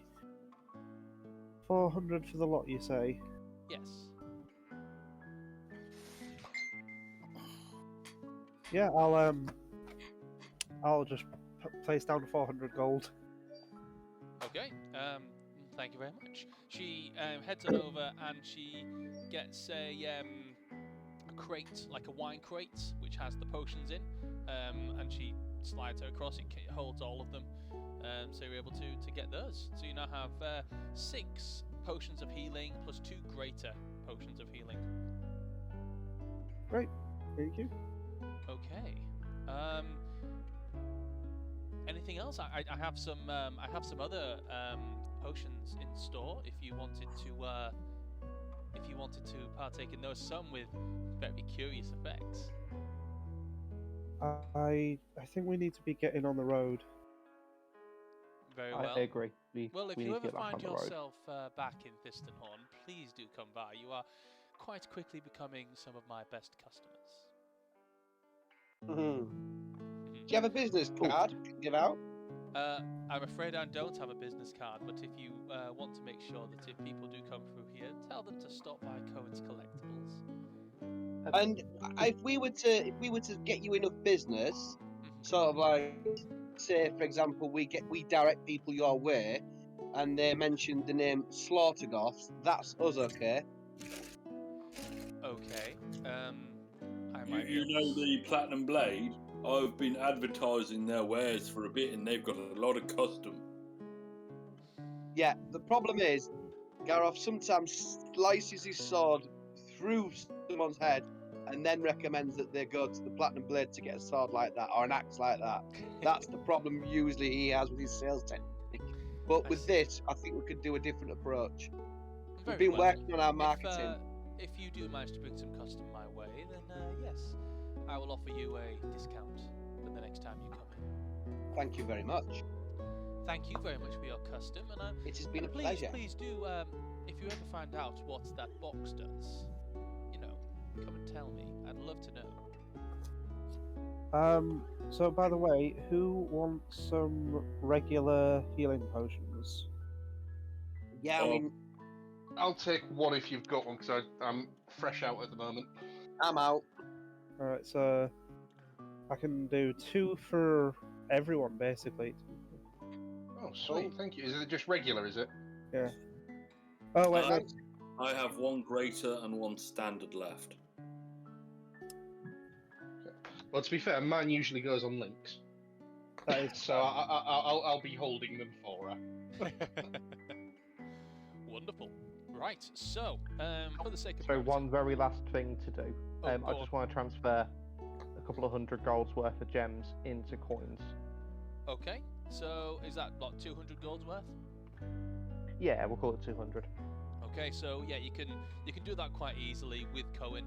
She'll purchase them off you, and she will give you. So you can take away 200 gold's worth of gems or whatever you've got, and just yeah, put it down as 200 gold. Brilliant. Okay, I have done that. Excellent. Right. Okay. So we'll push on quite quickly from this then. So the last thing I want to know before you set off is there anything that you guys would like to accomplish between here and the 11-day journey to Ashenoak? Sorry, I missed that, Phil. Yeah, Me too. Right, okay, so I'll try that again. Is there anything that you guys wanted to accomplish between here and Ashenoak? So, like, you've got 11 days on the road. It'll be a quick but obviously not too eventful journey. So you'll be able to sort of like take turns driving the carriages. But is there anything you guys wanted to take care of? Pannon is also going to be going with you at this point because he hasn't got many other options at the moment. So he's going to hitch a ride with you. Is there anything else you guys would like to accomplish or whilst you're on the journey? I would like to level up during our journey. Not yet. Maureen would like to, during the journey, I want to sort of trace and find obvious existing signs of the road that used to be there for my quest to find the Bull Warden. Okay. So I'd like to spend some time just detailing between my 2 maps and looking at landmarks, roads, etc. whilst we're travelling to just identify where the old road markings are, if there's evidence that there used to be a road, them sort of things, just so I can build a better picture of where the infrastructure differs. I like it. Yeah, no, that's great. So we'll say now, so during your journey, so we'll do these one at a time. During your journey, Maureen, whilst you're on the journey, you do find evidence of the path that you are looking for. It's when you get to a certain point, it's as you're crossing north of Bessemholtz, and knowing your sort of like your predicament with certain people that live in Bessemholt, you guys would probably give it a bit of a wide berth because of a siren who lives there. But as you do that, you do notice that the road that you're looking for, Maureen, it does sort of cut down past to where Bessemholt is. So on your old map, Bessemholt wasn't there. It was, it was not. There was no town Loads there of at all. forest. But the pathway that would have taken your the person that you're looking for would have passed through where Bessemholt now is, if you know what I mean. The pathway is still there, but you guys have avoided it for obvious reasons. But you'd be able to ascertain that road would have been part of the journey. You do eventually, as you come back up and round the other side and crossing south of Thorumgold, and you'll pass Thorumgold. You'll be able to see the mountain in the distance to the north of you, and you'll be able to see the Great Gates. The actual pathway does cut up towards the gates of Thorumgold. So you can kind of gather the guess that it heads back up towards the mountain before sort of cutting across and meeting at the temple. Okay, so I see the split in the road at Thorumgold itself. Yes. Brilliant. Okay, so that's what you're particularly looking for, and that's the information that you get. Anyone else doing anything? Yeah, you go first, Corvax. Well, I'll be spending most of my time in the carriage with Dondon's body, just kind of contemplating everything else. When we stop, on watches, I will be reading or teaching Gareth to read, if he's willing. Yep. And maybe one or two of those nights, if Molwyn's free, I'll be teaching him Thieves' Cant. Okay. So, Gareth, give me an intelligence check. Oh, my strong point. Uh-huh.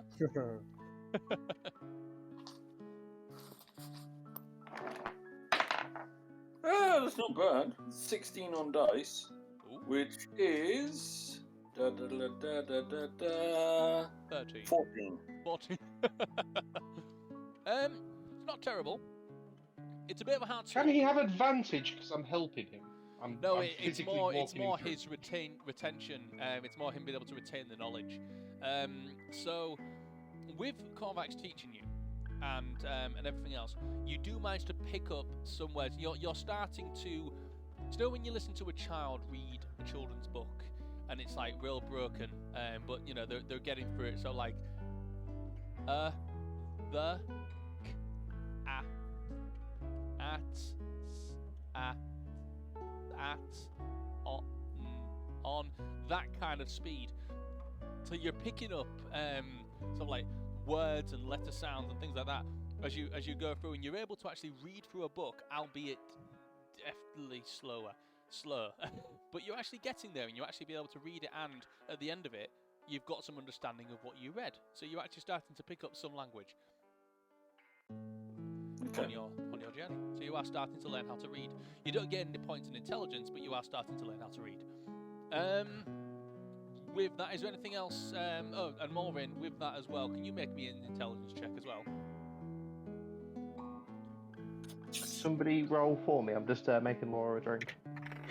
I rolled. I got 15 on dice. That is a 17. All right. With that, you are starting to pick up a little bit more Thieves' Cant. That's not obviously you can't speak it fluently or read it fluently, but you are starting to pick up a lot more of it. So Brilliant. I can say that when it comes to reading Thieves' Cant, you will have a chance of being able to read it, albeit at a high difficulty level. So let's say Korvax, who can do it automatically. Okay, Anyone else? cool. Yeah. Go on. Oh, Ella. Yeah, so over the 11 nights, there's a couple of things I want to be doing. First of all, I want to be extending my gratitude to the gang for coming and rescuing me, for not assuming that I'd stolen the gems and done one, but for actually realising that I'd been kidnapped and then coming to help rescue me. That means a lot to a person who's not really had any family. So I'm going to make that one clear. Second thing I want to go to in detail is this Osiren character and how dangerous he is. I want everyone to realise that he's really dangerous. He could be watching us at any time, and I think, are we passing him or going near him? You'll be travelling north. You'll be travelling north a few miles, sort of north of where Bessamholt is. You will probably be the one that will have told everyone to keep a wide berth of the place. To be honest. That's what I was going to say. I was going to say extra vigilant. We need to be extra vigilant now because we're in this sort of. It can access us anywhere because he's that powerful, but especially right near his back garden, we need to be even more vigilant than ever because that might you might be taking the opportunity to try and get at me, get at the group. So there's that. The other thing I want to do is I'm quite interested in the armor that I'm wearing and the religion behind that, and just learning more about that. So talking to anyone that knows about that or finding out more information about that would be really useful for me. Does anybody have And then- religion as an ability? Korvax. Lauren does. I'd assume the cleric does, yeah. Yeah. So, I do. Hold on. I'm saying that, do I actually? I do. Hold on a second. I do. Yes, I do. Okay. So you can take your pick. You can choose anyone that has a pip in religion to have a conversation with, if you like. Well, Mulrin's the sort of clericy person, isn't he? So I'll speak to Mulrin about the religion. I want to find out more about it because I'm wearing the armor, and from what I've heard so far, I quite like the sounds of it. Sort of, was it nature or something? She is the Goddess Melora. Yeah, goddess Melora. She's goddess of the nature and of the tempest. I think that's quite a nice sort of thing. It sits in well with my character and his personality. Like, never really been a part of the human sort of setup. Likes nature really. So yeah, I think so. I'd be interested in finding out more about that.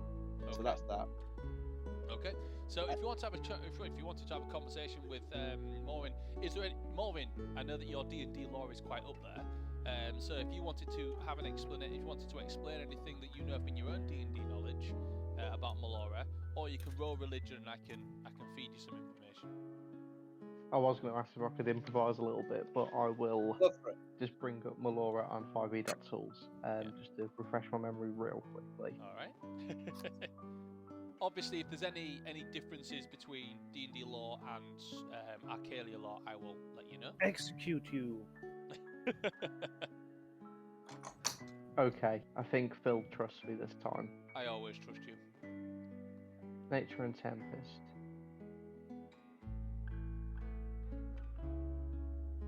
So she's a keeper of the wilderness, is Melora. And although nature itself, Ava, will grow, I'll be using some magic on my shield to sort of simulate it while I'm discussing it with him, so he gets like a visual aid. Although Melora is a goddess of nature, which you would expect to be wild and without bounds, she keeps a certain order, a certain discipline. Bear with me 2 seconds, guys. Hang on, is he wanted? I was just my cat was just being a bit of an asshole, so I might have had to get involved, but it's okay, I'm back. So, whilst there is an abundance of nature, Melora maintains order. She maintains balance. There are those, like the druids that we have met, who maintain that balance beyond a reasonable amount.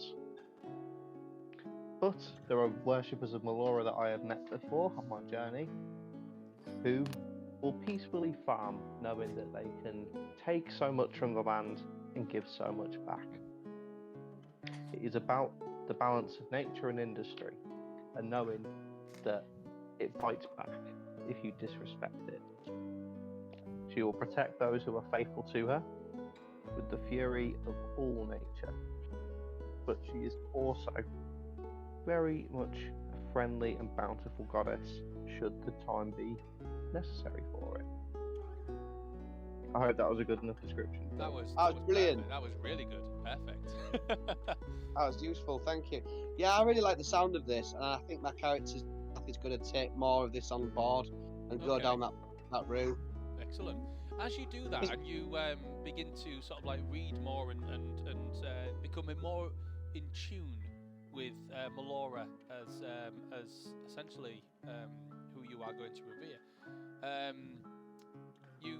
That breeze, that sweet scented breeze that you felt whilst you were down in the Infernal's base that led you back to your armor, that begins to surround you again as you're driving the carts on those days that you're, and it begins to surround you again, and you feel guided. It's a sensation that you kind of feel that there is a presence watching over you. Do with that what you will, but yeah, you get the feeling that there is some sort of divine presence watching over you. You kind of know what it is. It's hard to put your finger on though, but you know what it is. Okay. Right. Phil, I did that with no intention of getting any gain. I just did it because it was in keeping with my character, what he was pushing towards. And didn't his character's mother belong to that sort of? Yes. Yeah, that's why, you see, he's following his mother's. Yeah. Wow, fascinating. Chuffed to bits with that. Chuffed to bits with that. Was there anything else that you wanted to do? Go on. Yeah, the other thing he was going to do was just play a bit of dice on the way there, but most importantly, is practice with his weapons, keeping that up to speed, and practicing with this ring, because I don't actually know anything about this ring or how it works or what it does. And which ring was that again? Just tell me. The ring that I was given recently that I haven't been able to use because I was kidnapped, and then I've got back. But I think a ring of fire or something. Not to sound like Johnny Cash, but is it the ring of fire protection? I got given it by you lot, so I got given it, told it would be useful in combat. It was a ring of fire protection. I'm pretty sure. Yeah. So ring of protection of fire. So it basically means that you are resistant to fire. So if you hit with a fire attack, it does half damage. Yeah, that's pretty cool. So yeah, you have to be attuned to that one. Oh well, I'm not. No, it's not. No, I do apologise. No, it's the Ring of Elemental Command. It's a very powerful magical item, actually. That's the one. So expend 2 of the ring's charges to cast Dominate Monster on a fire elemental. And in addition, you have resistance to fire damage. So you are resistant to fire damage. You also know how to speak Ignan, which is the language of fire, or the language of fire elementals, should I say? So you can understand fire elementals. If you slay a fire elemental while attuned to the ring, you can access the following additional properties, which basically means that you can cast Burning Hands, Fireball, or Wall of Fire, depending on how many charges you get rid of. So, whoa. Yeah. When you slay a fire elemental, for every one that you slay, gives you 1 charge. So 1 charge is for Burning Hands, 2 charges for Fireball, and 3 charges for Wall of Fire. So, yeah. I guess I'm going to have to stick some fire elementals in front of you at some point. But, yeah, it's a legendary item. It's a very powerful item that you've got there. It has a niche workings to it. So, yeah, you've still got the extra perks from it. So, yeah, you've got that. Anyone else want to do it? Has it got any charge in it, Phil? It doesn't have any charge in it at the moment, no. Okay, thank you. That's fine. You still get the resistance to fire. You can still speak Ignan, and you still. I've lost it now.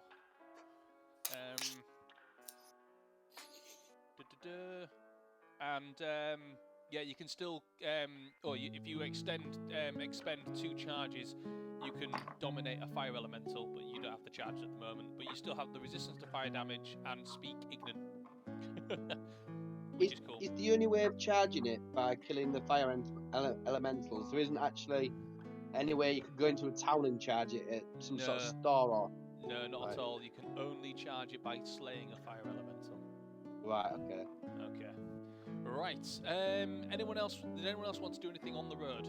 Yeah, when I'm not driving one of the carts, I would like to be seeing if I can tune up my bow using my woodcarver's tools to see if I can begin to improve it a little bit further. Okay, that's no problem. We'll say over time. Unfortunately, your skills are out of. They're not as adept as, for example, Coda, who can do this. But you can definitely do some fine tuning. Give me dexterity as you're doing it. My guild artisan, does that give me advantage? It's been a while since I used it. It's proficiency, so you add your proficiency. Oh, right, okay. Ooh. That is good. I would like to thank Critical Role for these dice, because they are amazing. Let's see. Want some Critical Role dice. So that is 15, 16, 17, 18, 19, 20, 21. Okay. With it, one thing you do is you don't get any bonuses or anything like that. Unfortunately, it's a much more powerful thing.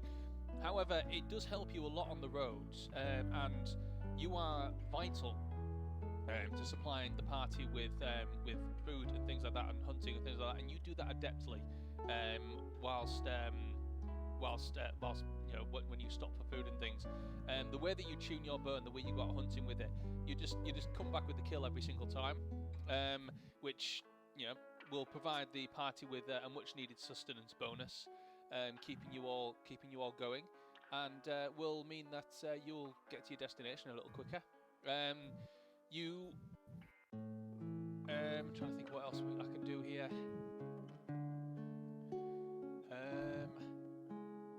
I'll say the next time you use your bow, you can roll with advantage as well. Oh, thank you. Okay. So the next time you fire your bow, doesn't matter when, doesn't matter. There's no time limit on it. But the next time you fire your bow, which is inevitable, you'll have advantage on that throw. Right. Was anyone else wanting to do anything on the journey? I think that's all of us, isn't it? Okay.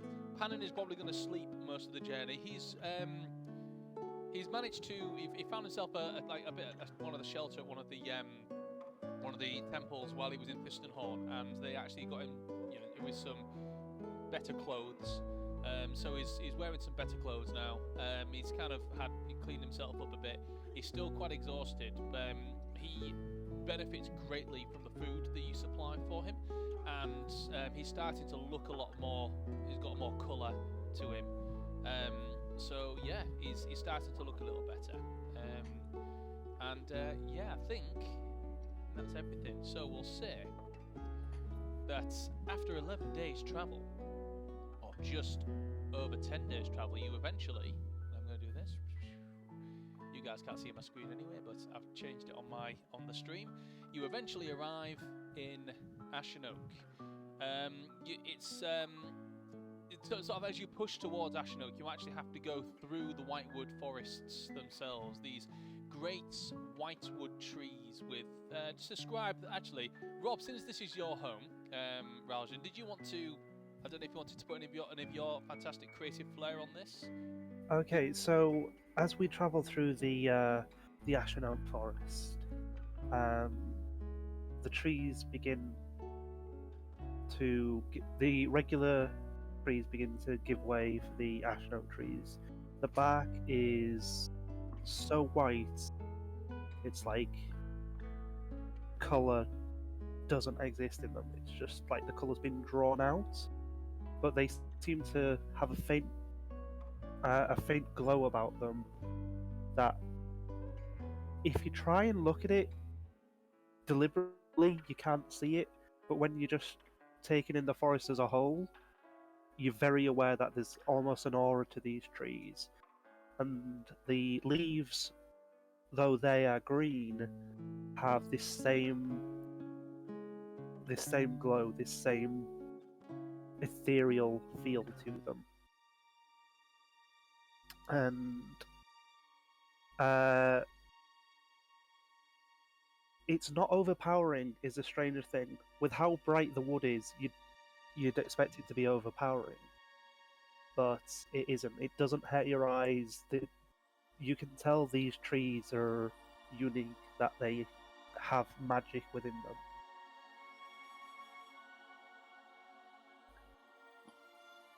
I like it.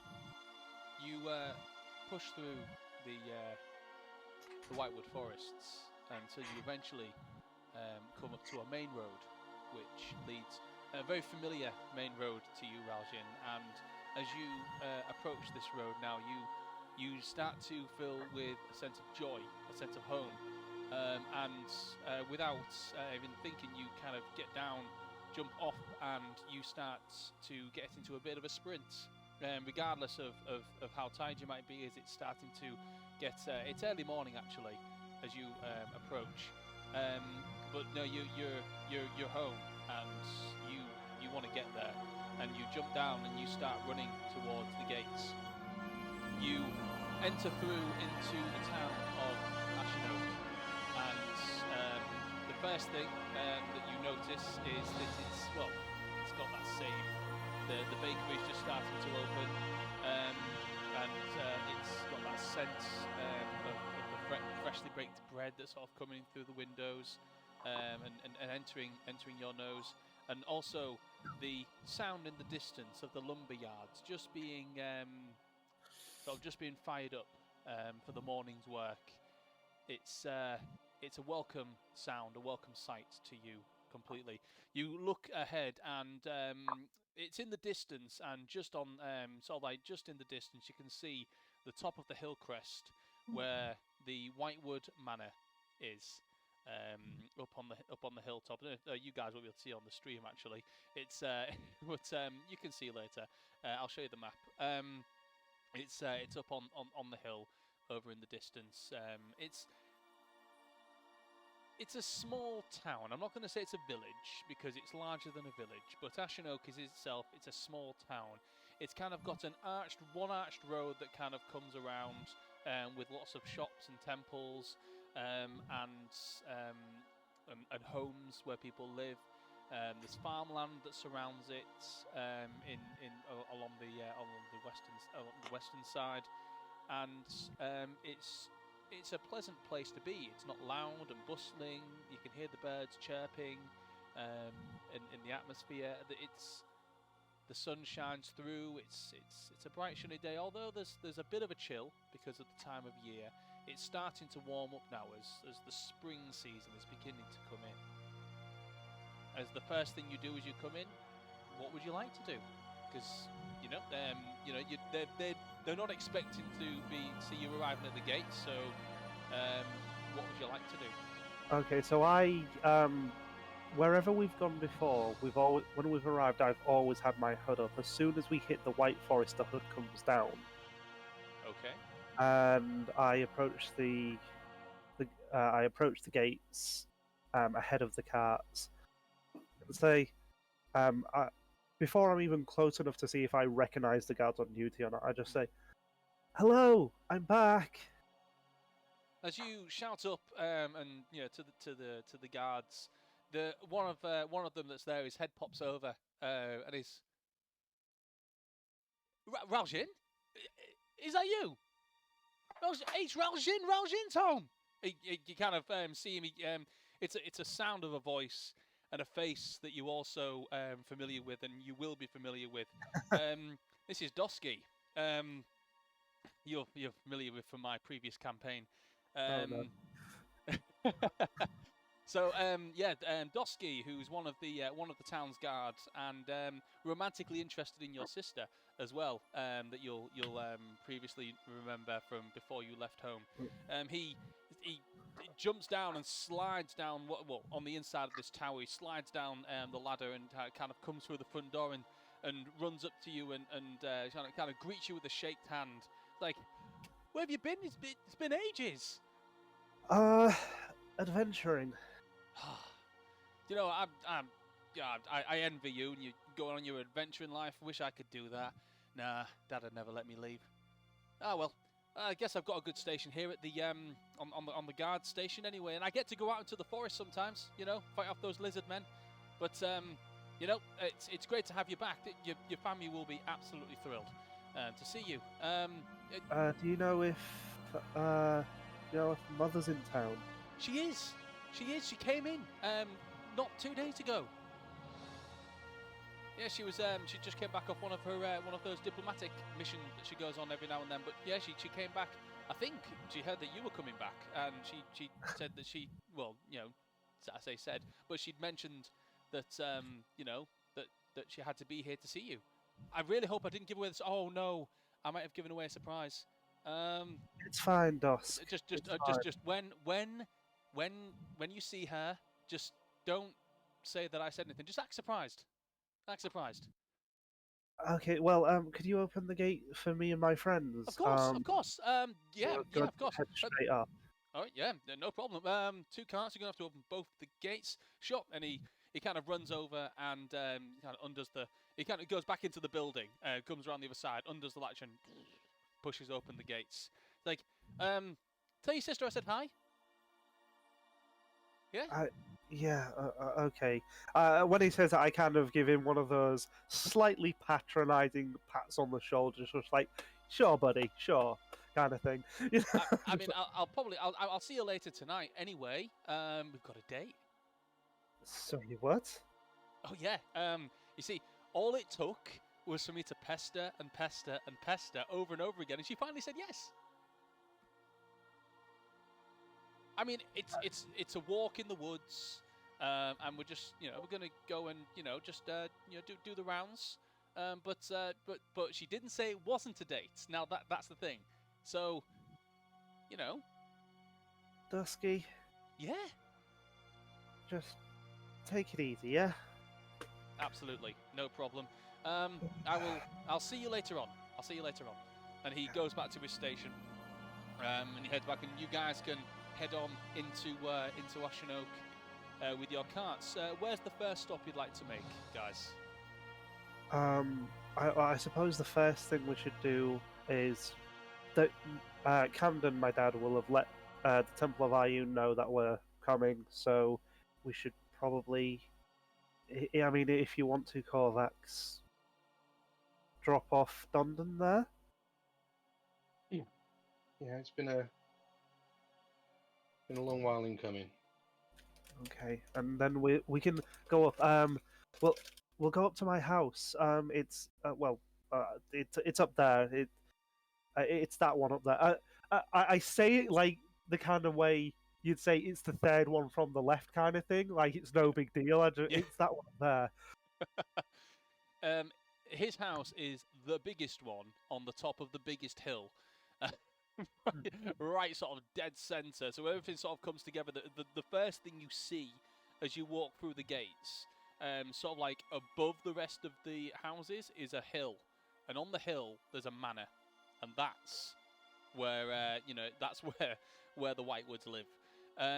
Sort of like just before that, there's like a great white oak sort of like tree with a temple in front of it as well, as you're sort of going up. It's not the temple you're going to, because that is the temple to Melora. There are 3 major temples in town. There's the Temple of Melora, the Temple of Elistri, and the Temple of Ioun. There are, of course, a few smaller temples in town. There is actually a temple to Cord here as well. If that's something that that Garroth wanted to partake in. It's a small temple, and actually it's more of a place where people can train up to be fighters. But I'm looking like right. Got some respect here. I might lean into Korvax and I'll be like, "Do you see their manor house up there? I mean, it's like typical elf, isn't it? Like really fancy, but it's got no defences. It's a rubbish fortress." For the first time, I'll actually pay attention to it and take in the size of it, and it's like, huh, yeah. So, the first stop then, you want to stop off at the Temple of Ioun, which is actually, as you go in, sort of like come up the main road and turn left, and then go back north again, and it's just there. I'll put the map on for you guys to see at some point. I'll put it up in fact, I'll put it in the chat so you can see, because maps, have I already posted it on here? No, I haven't. I've seen it. I don't think the rest of them have. Okay, so no, I won't have done. I won't have posted it for everyone else because don't want you to see it. Didn't want you to see it. So let me just find it and post it for you guys, so you guys can see. Just so you know, I'm posting it in the Discord's thing marked maps, the channel marked maps, when I can find it. That'll be in downloads, won't it? Sorry, 1 second. There it is. And send. I've posted it in there for you to see now. Oh, it should be. It's processing. There we go. There you go. So, yeah, the temple that you'll be going to is one of the like the larger one over here. As you go sort of like north up through the there's a river. Sorry, no, actually it's the first. Sorry, I do apologise. You're coming past the farmland, and in the western. No, you haven't gone past the farmland. You've come in down in the eastern gate. I do apologise. So actually, yeah, you actually come in and you can see the hills, the mountain up there, the mansion up on the hill. but you've actually come in through the eastern side because you've not gone across the river. So you've come in through the eastern side, and you go past what would be the Artisans Guild here, and you'll have to sort of go right across past the main temple, and you see the temple that's just near the farmland. So it's like a square building with a round bit on the roof. Just down there, that is the Temple of Ayun. Just over there. I wish I could mark it on there, but yeah, you might be able to get the gist. So you head there, and I'll just look over to Raljin and just say, how's your people with... I'm just going to generally gesture towards myself. I said Go. they live with at least 3 drow most of the time, more when my cousins visit. It's fine. Okay. In that case, I'll just take the hat off and just tuck it under my arm. One thing you will be able to say, Raljin, is that you are no longer in the kingdom. Yes. The kingdom of Anera is a less tolerant place to certain monstrous races, whereas you are in the Commonwealth now, and the Commonwealth is a much more tolerant place. It's a more wild place in terms. There is a great the Sandali rainforest is here. It's a very dangerous place, much more wildlands and things, smaller villages and settlements, but you do get a much bigger bag of mixed people and a lot more tolerant people as well. Everyone is treated equally here. So yeah, and there's no taxes to pay to kings. So yeah, so you'd be fine. On Raljin, you'd be able to state that. Yeah. You head across to the southwestern corner where the Temple of Ayun is, and as you are brought, or as you are guided by Raljin to the Temple of Ayun in Ashenok, which is one of 3 major temples. The Temple of Ayun, also known as the Temple of the Mind, serves also as Ashenok's main public library and university. So this is where people go to get educated.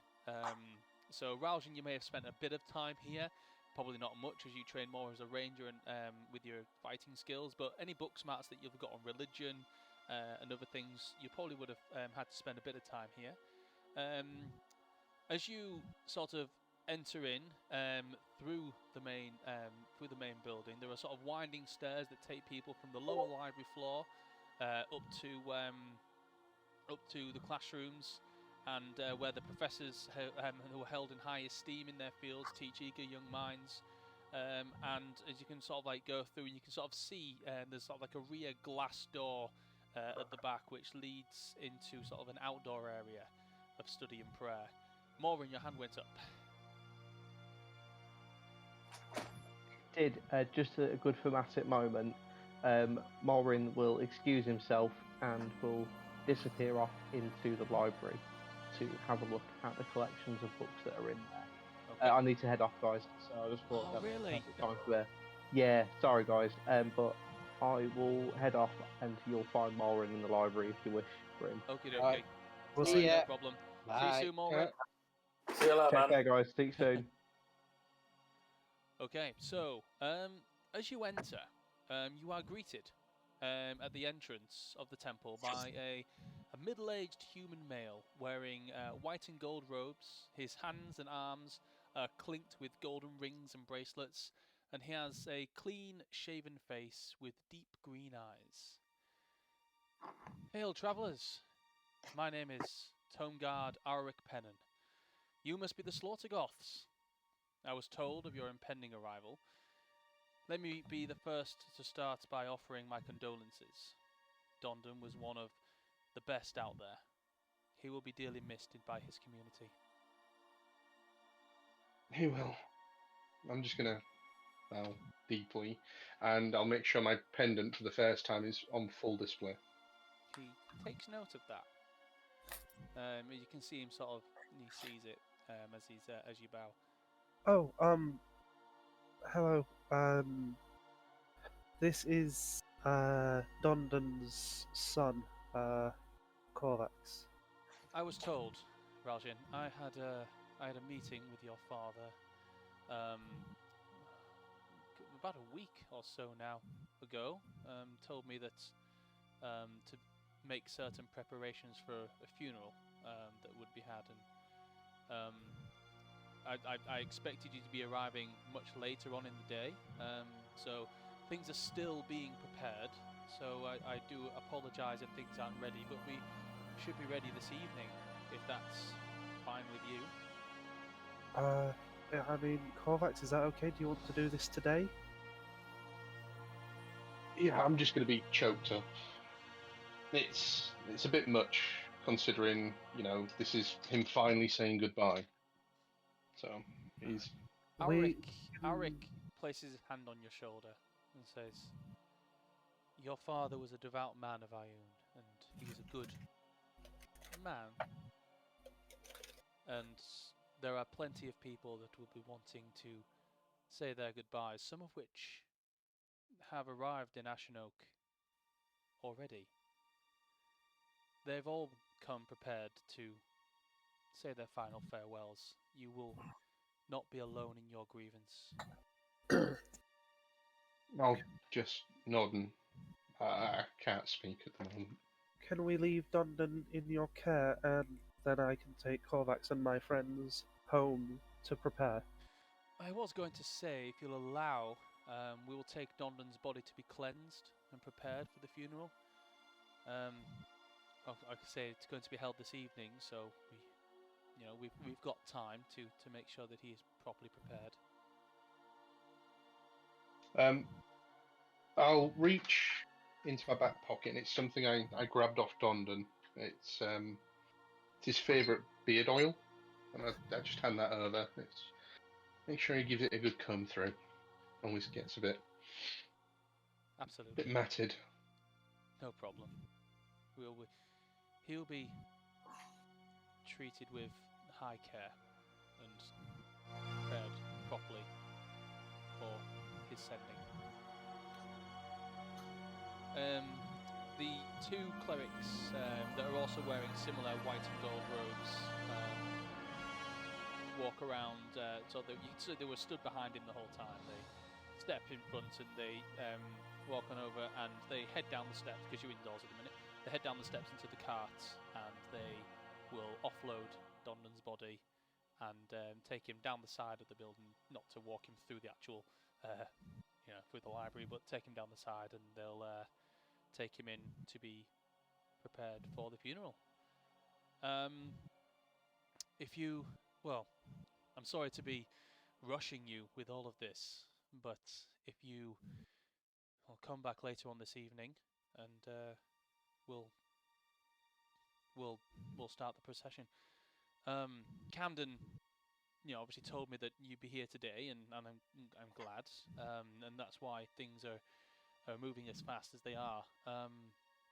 We just wanted to make sure that he said that you've been waiting a while for this, so we didn't want you to have to wait any longer.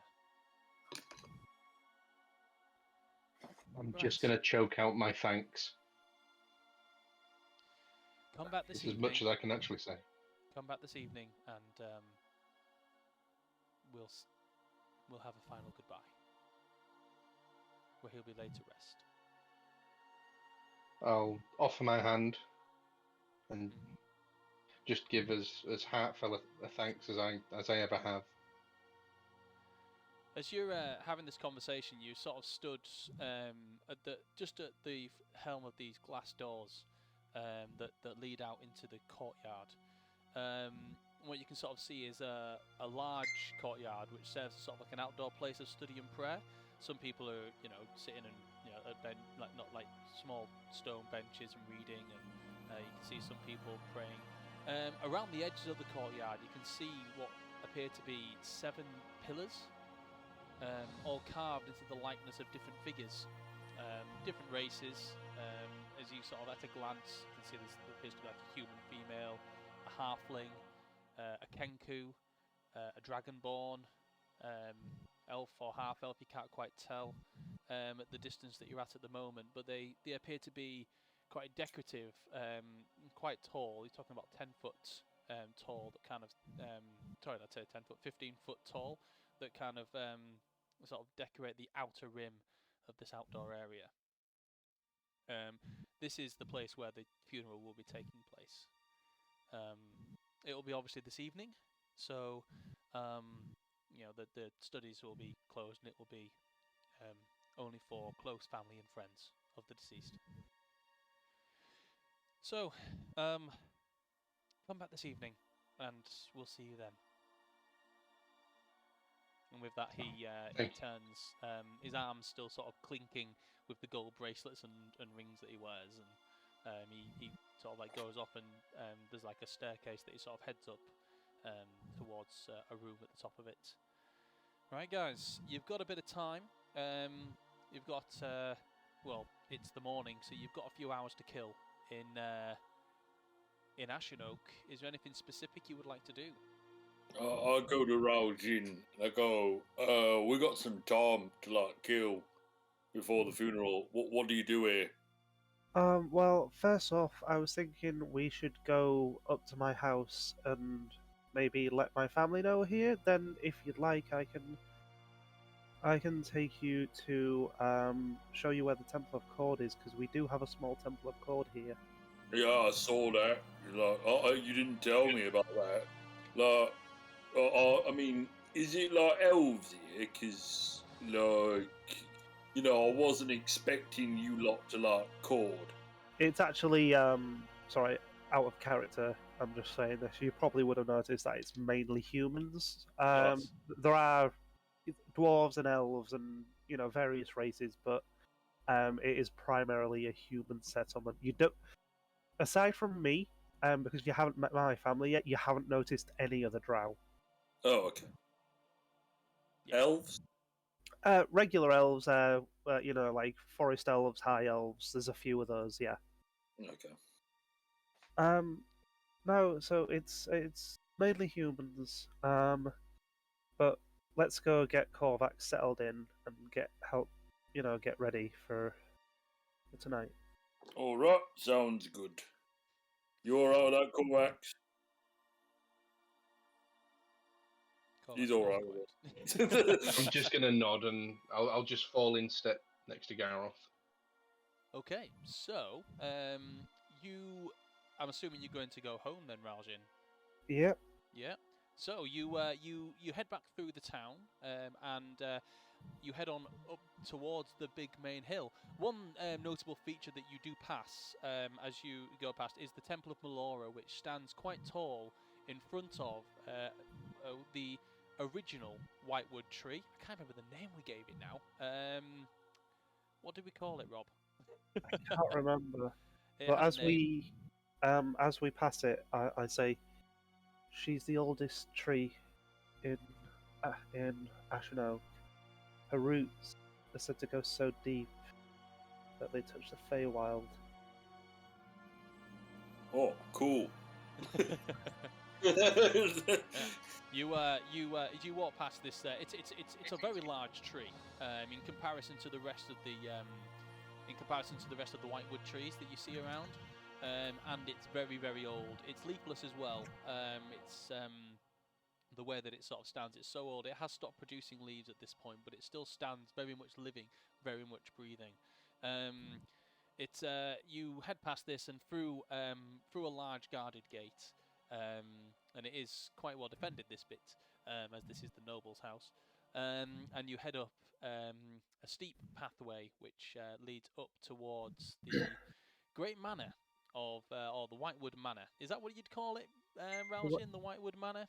Yep. So yeah, up to Whitewood Manor.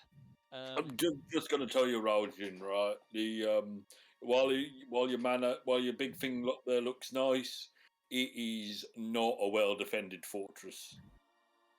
It's okay. I'm not going to lie you. I start to, but then I think it's not worth it, so I just stop. And, okay. Okay, so yeah, you're heading up, and you are now at your front door.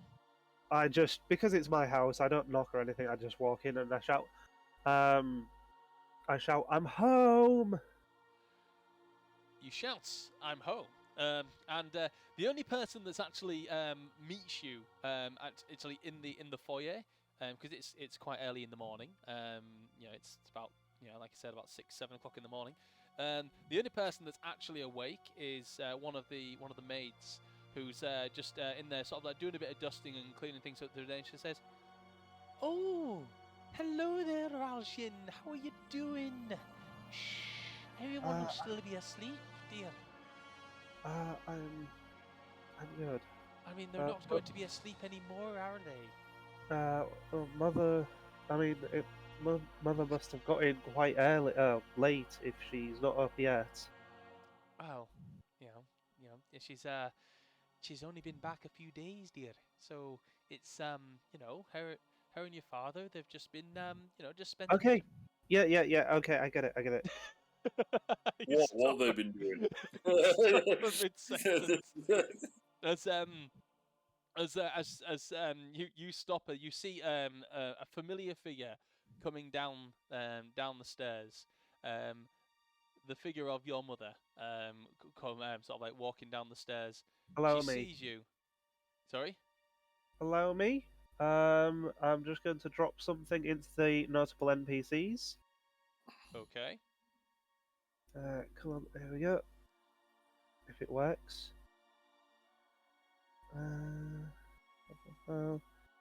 There we go. She looks like this. Come on. Come on. When it works. She's covered in shadow as you all see this woman walking down the stairs. Shadow covering her face. As all the lanterns have been lit. God damn it, it's not working. Just describe her to us. Okay, so she has dark blue skin, darker than mine, short white hair, and she's dressed very elegantly. Her ears are slightly longer than mine, and her eyes they appear to be brown at first, but you notice there is a hint of red to them. Cool. And without a word, she sort of glides down the steps, and it's quite a quick pace as she straight towards you and gives you a warm motherly embrace. She holds this for quite some time as the rest of you sort of stand behind and just kind of watch. I hug her back, and when we part, I sign to her. I sign, "Good morning, Mother. I missed you. These are my friends." She steps back and signs back to you, and obviously you guys don't understand what's actually going on, but she signs back to you. "It's good to see you, son. How have your travels been? We've missed you. We've got a lot to catch up on." Gareth's gonna go to Roger and go, "Is she deaf?" No. She signs. Tell him no, I'm not deaf. I just can't speak. I say no. She can't talk, and she pulls down her. She's got a raised collar on her. The top she currently has a raised collar on. She pulls it down ever so slightly, and you see a scar that runs across her neck. Oh, right, that's kind of bitching. She signs to you. She says, it pretty much goes along the lines of, "Oh, your father told me about this one." I reply, "Yes, this is Gareth. He thinks he's in charge."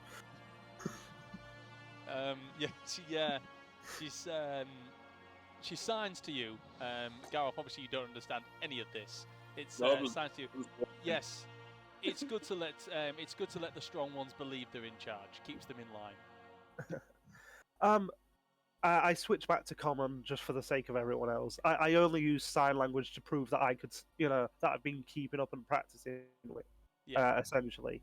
And I said, "Oh, Everyone, this is my mother, Lady Vidiana Arateeth. She signs, "Nice to meet you, everyone." I will give a bow and I will say, hello, I am Geralt. In the north, they call me Dragon Slayer of the green variety. In the west, they call me Employee of the Month for the Platinum Blade. For your weapon armor needs, go to the Platinum Blade. Quality weapons for quality survival. In the east, they call me the Holder of the Magic Dick. And in the south, they call me the thrice-crowned King of the Crossroad. I am Gareth, son of Rosetop the Brutal, and Geoffrey. Can't read my own writing. Geoffrey, and Geoffrey. I am Lord of the... Geoffrey the Pretty. Okay. And Lord of the, last of the Slaughtergoths. And I'm going to surmise, with my deductive reasoning, that you are a woman. Yes, I am. And like signs it. I knew it. The clue that gave it away was that you, Raujin, said that she was your mother. You are a genius. She taps you on the shoulder, Aljin, to get your attention, and she just signs, "Nothing gets past this one, does it?" And she says, "Introduce me to the rest of your friends." Raujin told me that there weren't any female drow. No, I didn't. I didn't say that. She kind of gives a bit of a funny look. I said that elves, drow, can be male and female, just like men, just like humans, just like orcs, just like gnomes. He believes that all elves are female? He thinks all elves are female. Or he did. No, I'm just really confused because people like Raujin lied to me. No, She kind of, where is it? So, for the first time since I've been in Ashino, I'm actually gonna just chuckle to myself. So this is Ayla. She waves. Hello. And signs, I "Pleased say- to meet you, Ayla." I say, he's Sir Regelstar's son. She gives a nod. She signs again, says, "You've met Sir Regelstar?" I have. He's Dad. Well, she's signing specifically to Raljin. I sign back saying he's quite a difficult person to get used to. Say that again. Right. Once you get used to him, he's not all bad. He's just got a bit of a temper and can be quite fixed in his ways. This is Jan. Jan gives a silent nod. He does. This is Korvax. Wiseman. She looks to Korvax, and the first thing she signs, so that you can see obviously Raljin, but looking at Korvax is, "I'm sorry for your loss. Dondon was a great man." I translate that. I say, she says, Oh. "Sorry for your loss." Just about, and just say thanks for organising this for him. We couldn't have done this for him in the kingdom. Oh, yeah, sorry, there is one more person I need to introduce. Mother, this is Hammond. Hello, Miss Whitewood, or Mrs. Whitewood Arateeth. But we've met before, a while ago now. I was here with Dondon a few years back. I don't know how much you know about me. He just kind of sheepishly, as he's talking, she signs to you, Raljin. I remember Panon. It seems he's changed a lot. He's had a very humbling experience. We've all been through those. They can be very changing. Did I guess Aunt Elisha's not coming? She signs. She said she'll try to get here, but she does have duties where she is. I know. We tried. Sorry? We tried.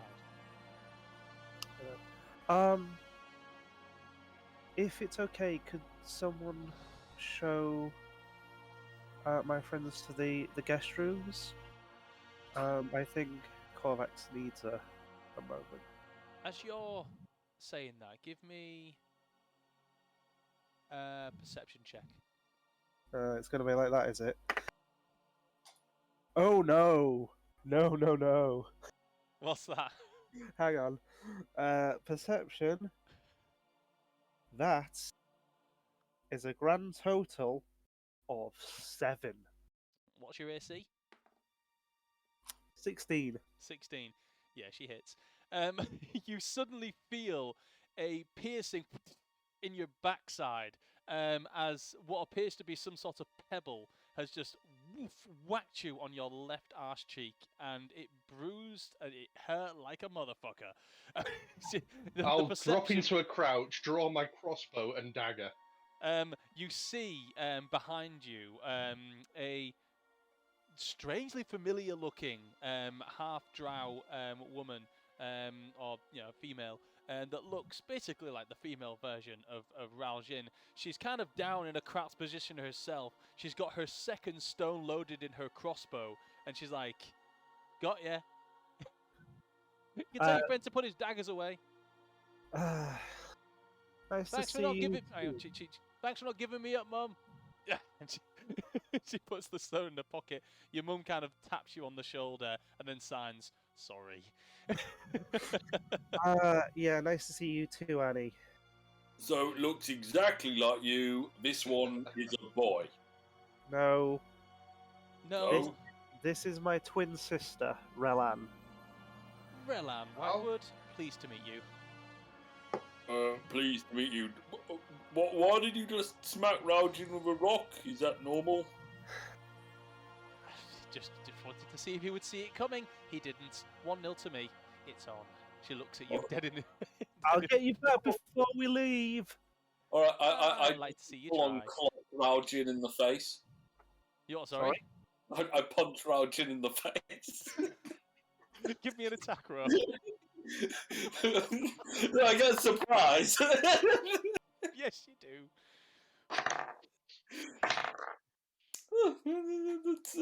It's just a fist punch, isn't it? So... Yeah. Oh yeah, that's 27. Rosie, you get clocked in the face by an orc. What the hells? I thought it was the game. Relan just falls onto the floor with laughter. Absolutely, just proper belly laughing on the floor with this as she sees this. She's just like, I like you. I like you a lot. We're gonna have to come up with something. Is that like a point each? No. Okay, if we're gonna do this, it's gonna be something like that. Okay, all right. I see the game that you're playing here. Your mum just kind of, she kind of stops and says, "Stop it, Relan." She says, "Fine." She looks at you and goes, "Till next time." And she just kind of walks off upstairs. She just says, "I've got to get to work," and she heads on up. Dusty says hi. He did? Yeah. Told me a few other things. She kind of almost goes a little, like her bluish skin goes slightly purple under the eyes. There's like a rose tinted blush as she continues to walk away. Your mother then sighs much and says, "Your father has already headed off to the lumberyard. Did you want to go and see him?" Korvax, what do you want to do? I'd like to see Lord Whitewood, and I'm going to deliberately smirk when I say that as I'm putting my crossbow and dagger away. I'd like to pass on my thanks in person, if that's possible, if you don't mind. Sure. Okay. So, you head on out of your mother bids you adieu. As as you're leaving, you're there's another person sort of coming up the stairs, into the Whitewood estate. He's an elderly half-elf gentleman, wearing sort of like blue robes that kind of dangle over his hands. He's got a cane and a slight beard sort of going on. And he's sort of walking up the steps. Says, "Now I've come to say goodbye to my friend, and could you please show me to the guest rooms, please?" He says that to you, Raljin. I'm sorry, who are you? Right, you have no idea who you are. You have no idea who I am, so you can't be expecting me. So I will carry on going. And he carries on going up the steps. Excuse me? Yes. Who are you, and why are you in my house? I've come to stay here, my dear boy. Yes, Balthazar Harkenstone from Illyria.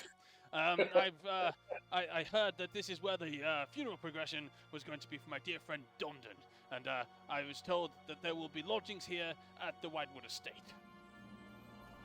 Oh, Raljin Aratith, Whitewood, yes, Sedwillan, and by all Vidiana. means, one of the servants can show you to the guest quarters. Very well. Thank you very much. And good day to you. And yes, yes.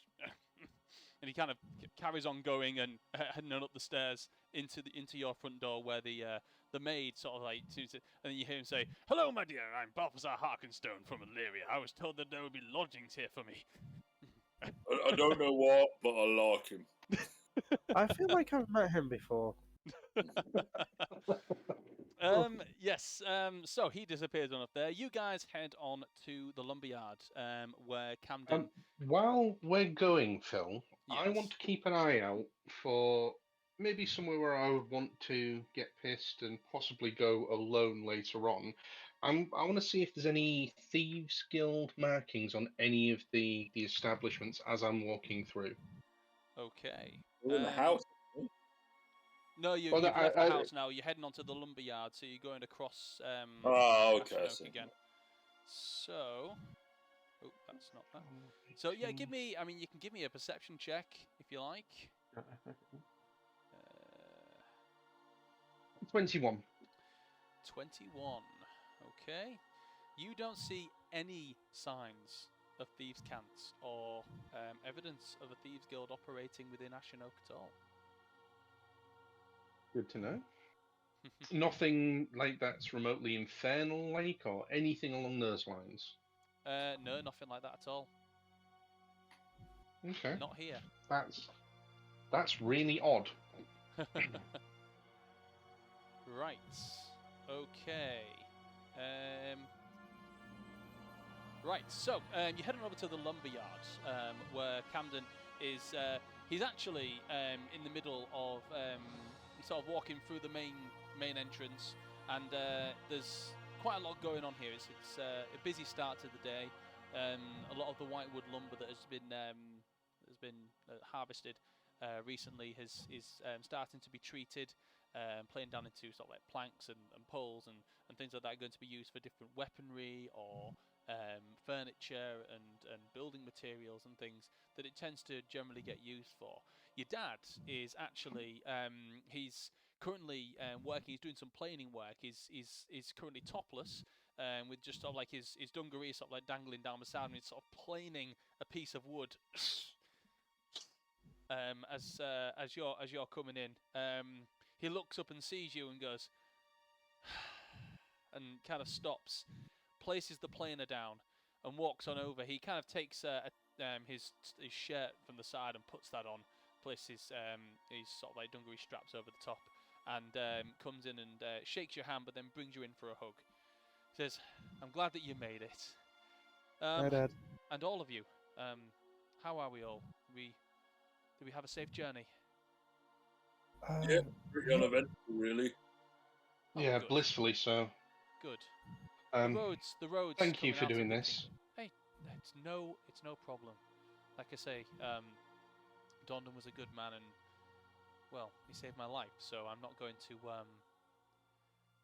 deny him a proper funeral, am I? So, I'm just glad that we could get it done sooner rather than later, because it's something you've been waiting for, and well, you need closure, don't you? So, did you manage to head up to the house? This isn't the first place you've come, is it? Oh no, we saw Mother.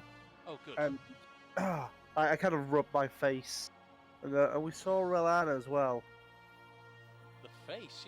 She doesn't normally go for the face. We always tell her that you guys do your pranks, but you never go for the face. No, that wasn't her. Oh right, I'm sorry, Raujin. I did not realise that the game you're not meant to hit the face. Oh, he's in on the game. Oh, see. Okay. Yeah. I bet I punch him in the dick. Not again! Give me a Constitution saving throw.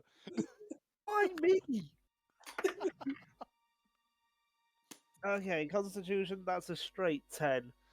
Yeah, you wince and kind of cripple down to your knees with this one.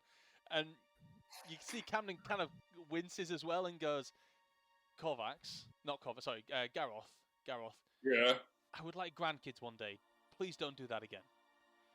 Is the dick off limits The too? dick is the crotch area off limits. Face off limits. Crotch area off limits. Anything else? Please don't hit me. Just Finger up the bum, Garroth. Finger up the bum. No. I don't really want to do that. That's weird. Ayla, Camden kind of goes down to you and kind of goes to help you up and says, I'm not going to fight your battles for you, but if you really want me to, I can have him banished from the town. No, Dad, it's fine. It's fine. It's fine. Raujin, I'm a fair man. Like, I punched you in the face earlier, and like, that was against the rules. So I think it's only fair you get to punch me. Right, go for it. Great. Go on. Break your fist. Well, I'm certainly not breaking my fist. Hang on. It's strength, isn't it? Which isn't my best. Yeah. But that is a dirty 20. Okay, that will hit. You get. I was going to say, you could have gone for a cock shot. You missed an opportunity here. I did. I didn't get a chance to specify. But... Where are you aiming? You're slamming me in my chest. No. The dick. Yeah. Yeah, you've been punched in the dick. You got me twice there now. Give me a Constitution check. Oh, saving throw. Natural 20. I'm not joking. So it hurts. I'm not going to say. I'm not going to say it doesn't hurt. You do get punched, and you definitely feel it between the meat and two veg, but you manage to hold it like a proper trooper. So it's like you get hit. It's like it hurts, but you kind of like, yeah, that's the best you got. Guys, not bad. Guys, this is weird. Oh dear. Camden's Of kind of all the shit we've done, Simon, this is weird. I've just thrown that one out there. Camden kind of pulls himself back up to his feet and says, "Very well. Have you? I don't know if you've managed to head on to the temple already, haven't you?" We have. Good. They've said. I heard that you'd be arriving around about this time. I got that message from Quintana. She said her name was. So I knew that you'd be arriving. So I had Ulrich prepare the funeral for tonight. So that we've got that sorted for you. And don't worry, everything has been paid for. So you don't have to worry about anything in that regard. So I don't know what to suggest really, unless you want to help me offload all this lumber, Raujin. You can take in a bit of time within Ashenok and go back home, maybe spend some time with your mother or something. I mean, I've got a bit of a working day going on here. Can't leave this lot to it. We've got an order coming in. It's actually going straight to the kingdom. Actually, King Caspian has specifically ordered some whitewood furniture from us. So we're putting in quite a big order from us from there. So we've got to get it done. Yeah. Korvax. I know you probably just want to get on with it, but is there anything you'd like to do until it's time? Well, I really want a drink, but that's for after. Possibly swing by the temple, and then I can go and freshen up, ready. I'd like to say a few prayers for him. Sure. Okay. Maybe while I'm doing that, you could take Garroth to the Temple of Cord. He might have some fun there. You know, maybe I'm just going to look Raljin dead in the eyes and just say, maybe meet someone his own size. Well, we've got a few people like that. We'll see. Aylar, do you want to come? It's. I know you like to compete with Garroth. See, maybe you could have a bit of a sparring session. With him? I'm not going to hit him. Don't be silly. I haven't got this far in life by starting fights with him. Hey man, I mean, if you can't take a punch. Ooh, them's fighting words. I can take a punch, but I'm just not stupid. Oh dear. Right. So just so I know. I'll go with him and watch him fight. Though. I'll be in his corner. I'll be his cornerman. So, just so I know, Raljin, you're taking Aylar and Garroth to go and see the Temple of Cord. Yarn and Molrin are going to go spend some time in the library, in the Iron Library, because that's what Yarn would do as well. Korvax, you're also heading to the library or to the Temple of Ioun to do some prayers. Pannon is going to find somewhere to sleep, and yeah, I think that's everyone, isn't it? So Raljin and Korvax, Garroth and Aylar, you head through town and you find yourself at the Temple of Cord. It's small. It's not a large temple. In fact, it's more of a small, sort of like a small building. That's actually got a main sort of temple area, which is not necessarily prayers to Cord, but it's just kind of got a statue of Cord within it, just at the front. And and either side of the statue, there are two sliding doors which lead out into what would be a fighting pit, essentially for people that fight and want to sort of get it out of their system. Ashnok itself is a relatively peaceful place, but you've kind of also got to respect the fact that it's in the wilds and there are still dangers and things around, and a lot of the guard that sort of surround and work to protect this town, they also feel like they probably need to get quite a lot off their chest, so they come here with the purpose of doing that. As you enter, you are immediately greeted by, or not greeted, but you immediately see a large human male. He's bald on the top, but with a tattoo that comes around of sort of like a tribal pattern that comes down right down his neck and kind of spreads out onto his shoulder blades. He's topless, and he's kind of like got big burly muscles, and he's got a mustache, one of those big thick Tom Selleck mustaches over his top lip. He's lifting. Higgins there.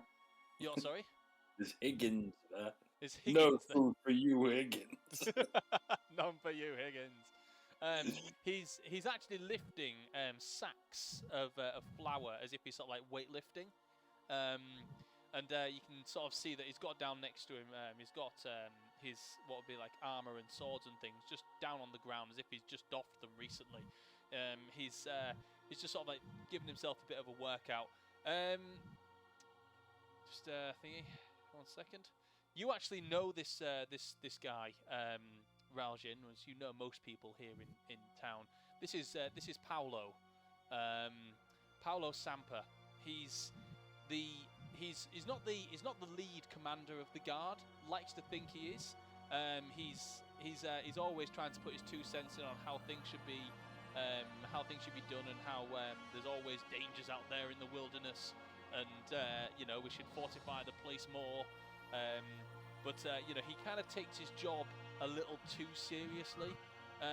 His most the thing he brags about the most is that he wrestled a bear out in the woods with his bare hands. This is good. And he didn't kill the bear because he has more respect for nature. But he managed to show that bear who was boss and send it scampering back into the woods where it came from. That's kind of his big spiel that he goes on about. He's not noticed you come in. He's just kind of he's concentrating. It's like he's like feeling the burn with what he's doing. But he's actually one of the only people there. Aside Is from, he? Go on. Is he counting his lifts like 50? Yes. 51. Yes, yeah. he absolutely is, and he's Go on. When he gets to like a nice round number like 60, I just pick another random number and go like 17, 18, 19, 20, just to see if I can throw him off. He's going to 70. 17. He kind of looks up and goes, "Hey, is that you, Pipsqueak?" "Hey, it's Raljin. Wonder when you'll be back. You come to spar with me at least." Everyone knows me, Ayla. No, this is Pipsqueak. It's a small town. Who's your Pipsqueak friend, Raljin? He points towards Ayla.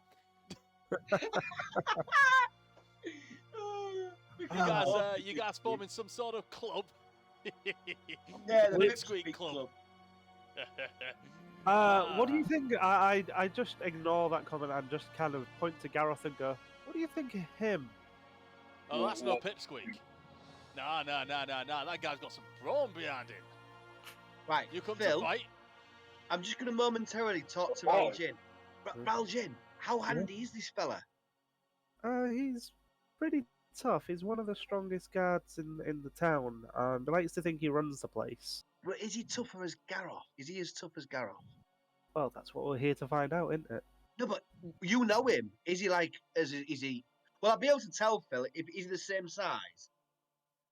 He's not the same size. He's slightly smaller because Gareth, being of Orc descent, has a little bit more height to him. But he definitely matched up in comparison when it comes to sort of like body muscle. Right. If not a little bit more. He's kind of got a bit of a. It looks a lot more heavyweight. He also looks like he skips leg day. So he's very hefty up top, but quite not slim down the bottom, but he's a pigeon. Definitely a bit of a pigeon, yeah. Very hairy chest as well. So Phil, I'm watching this guy. One fighter observing him. What do I think of him from what I can see? Give me an insight roll. Actually, no, general intelligence roll, but add your proficiency because of fighter. Oh, it's a 17, and I'm adding what? Intelligence. Your proficiency and your intelligence. Well, my intelligence is a flat 0, I think. Let me just check. Intelligence is... Oh, no, it's a +1. Okay, So and then +3. Plus 1 is 18. +3 is 21. 21. You can judge him just by the way that he looks, by the way that he carries himself, and lifts the weights, and the fact that he can lift these weights, and judge him by his weapon and armor that you can see doffed on the floor.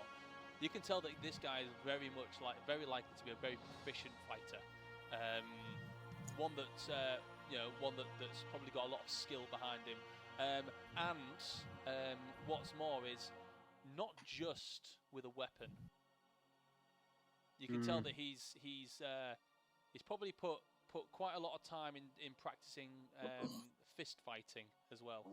Right. Yeah. Okay, I'm just going to pass this on to Gareth. Well, he's tough, is he? Yeah, I think he's quite. I'm not saying he's tougher than you. I'm just saying I think he'd be a good challenge. All right. So you like to fight, right? Yeah, of course I do. I mean, no disrespect, and I don't hate to turn down a brawl, but I certainly won't be doing that today. I'm on duty very soon, and obviously I can't go out there into the wilderness and watching out for our fine town after being beaten up by someone obviously as strong as yourself. Not that I'd say that you'd win, of course, but I'd probably take it a few licks before I put you down. He's a chicken, Gareth. He's scared. He's scared. Well, no. It's fair. Like, he's got a job. I respect that. No, but like, rain check for a fight another time. How about tomorrow? We got a funeral, haven't we? Or was that No, tonight? that's tonight. Right. Yeah. All right. I'm pretty game with that. All right, excellent. I could do with a bit of a fight. I'm off duty tomorrow as well, so it means that no matter how much of a licking you give me, I can always recuperate and get to my full strength when I'm back on duty. No, he's not going to lick you. He's going to fight you. He's not going to lick you. You're There'll not be no down with licking. the lingo, are you, little pipsqueak? Do you want to try? No, we don't do that sort of thing. He'll be hitting you with his hands. He's not going to be licking you with his tongue. That's just weird. What is it with this place? This place is weird. Do I have to lick He kind of looks over to you, Rousey, and says, "This one's not very good with the idioms, is he?" No. No, we're not idiots. We're finely intellectual people. No idiots here. Oh. Okay, right. We'll picks up- see you he picks up tomorrow. his armor and starts to don it and puts his sword in its holster and says, "Tomorrow, what you say? Midday."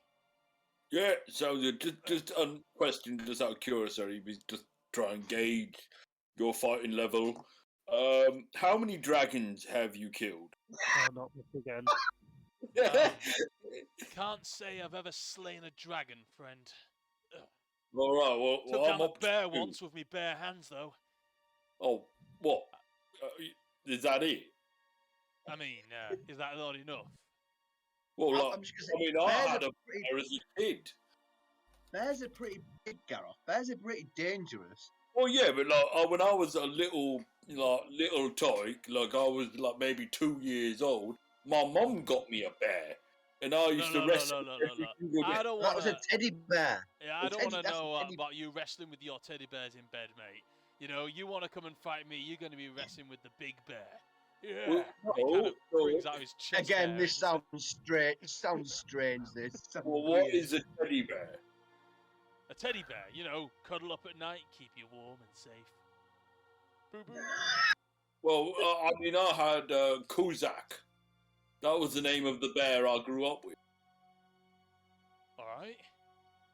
You named your teddy bear Kuzak, yeah? Okay, No, this no, is. It's an This actual bear. No, it was a baby bear, and I grew up with it. And it got bigger as well, did it? Oh yeah. Suddenly died of old age. Oh, all right, okay. But Well, I wrestled the bear like every day. Yeah, but that was a tame bear. You know, you said it was your bear. You tamed it. Of course, it wasn't going to try and kill you. This bear that I fought had blood in its eyes. It wanted me. It wanted So it me was dead. blind? It was going for What? me. It couldn't see. No. You fought a blind bear. It's a bit cruel. Look, I hate I'm on these duty, idiots. and there are lizard men that prowl these woods, wanting Yeah, our I've killed precious I've white killed wood. loads. Wait, are Yuntai lizard men? Because they No. are like lizard people, right? As far as I They're know, different. Yanti are more snake people. We don't see those around here. But a snake is a lizard. Oh, I'm right there, right? Serpent. Technically, Yeah. I know. I think you might be getting a little bit mixed up there. I mean, if I ever see one of those yarn tea as well, I'd snap its neck. But better keep themselves away from our whitewood. Anyway, I best be off on duty. Got to keep vigilant. See you later. He takes up his sword and he leaves. Tomorrow, I'll be having you. All right. See you, man. What time? What time? Noon. Oh, okay. Midday. Right. Okay. So, let's because I know that some people will have to go soon, and there's a specific way that I'd like to end this session. We will fast forward to the evening, where the necessary preparations have been made for Dundon's funeral. And a second. And everyone is sort of beginning to sort of like, you know, head on over to the temple of Ioun. Obviously, of those in attendance, there are yourselves. So the Slaughtergoth, so there'll be you, Garroth, Raljin, Morin, Yarn, Korvax, of course. Panan will be there, Elar, and Lynx. Of course, Auric Pennon, the tomb guard, or the tomb guard, sorry, he'll be there. Camden and Vidiana will be in attendance, as well as Relan and Dosky alongside her. Coda will be there. And in addition to Panan as well, I forgot to mention him. In addition, people that you didn't expect to see, Balthazar Harkenstone of Illyria, sort of like walks in dressed in his finery wizard's clothing. Krinkash, the the copper dragonborn that you met in the Moribas store, is also in attendance. As on the day, come the evening, Bronwyn, Quintana, and Garin have also made an appearance. There is a small temple to Moradin within the town, which Quintana was able to teleport into. And finally, Mayor Malagorn Jones from Rilborn is also in attendance as well. He's the one that gave you the key to the Temple of Ioun in Rilborn. They're also there. There's also a few other people that are there that you don't recognise, but these are the ones that are most noted. So, as everything begins and everyone comes in, everyone takes a seat, and the view that you sort of got is there's a podium up at the front, and in front of the podium there is a whitewood coffin, which has been it's been coloured to have like silver engravings on it, but it's wood made throughout, and this is where the body of Dundon has been placed. It's covered. It's not like an open casket or anything, but it's there, and it's on kind of like what would be sort of like a lowering podium. So eventually, at the end, it would be lowered down. Behind the podium is those 7 pillars around. I mean, you get a really good look at them now. Each pillar, there's one of a human female. There's one of a halfling male, a kenku, a half-orc male, an elf female, a half-elf female, and a dragonborn. Each one of them has its own stone, which, as things begin, the stones sort of float up and begin to circulate around each of the pillars' heads. Alric steps forward and approaches the podium at the back of the courtyard. Behind him, obviously, you see these 7 pillars of Ioun. Each one now have a different coloured gem, stone illuminated and circling around their heads. Between him and the funeral gathering lies the ornately decorated silver-painted coffin where Dundon is being laid to rest. Alric places his hand in his pocket and removes a small golden gemstone. He holds it elegantly about 6 inches in front of his forehead and lets go, allowing the stone to float freely and revolve around his head. He clears his throat and addresses the gathering. Friends, today we have come together to say goodbye to a dear friend and devout follower of the Knowing Mistress. It doesn't matter if you knew him better as Dundon Wisemorn, or you dear the Acolyte. He made a deep impact on the lives of everyone he came across. He was trusting, loyal, and always put the needs of everyone else before his own. Auric stops, takes a brown pouch of silver dust from the podium, and he pours it out and arranges it with his fingers onto the surface in front of him. All this you can't see what's going on as it's you're all sat a fair way back. Like all of us, Dondon was taught that knowledge is the best measure of worth, the divine quality that separates the thinking races from mere animals. Seeking knowledge is the most important goal. Wealth, power, and happiness may flow from knowledge, but are results rather than the ends in themselves. No matter the knowledge he gained, Dondon always managed to remain humble. Despite his teachings, never measured a person's worth on what they knew, but what they had the potential to know. Auric steps away from the podium and walks down the steps towards Dondon's coffin. Dondon dedicated himself to preserving knowledge in libraries and books, seeking out lost lore, looking to the past for inspiration. He made it his mission to strike out against the willfully ignorant and shone a bright silvery light into the darkest places.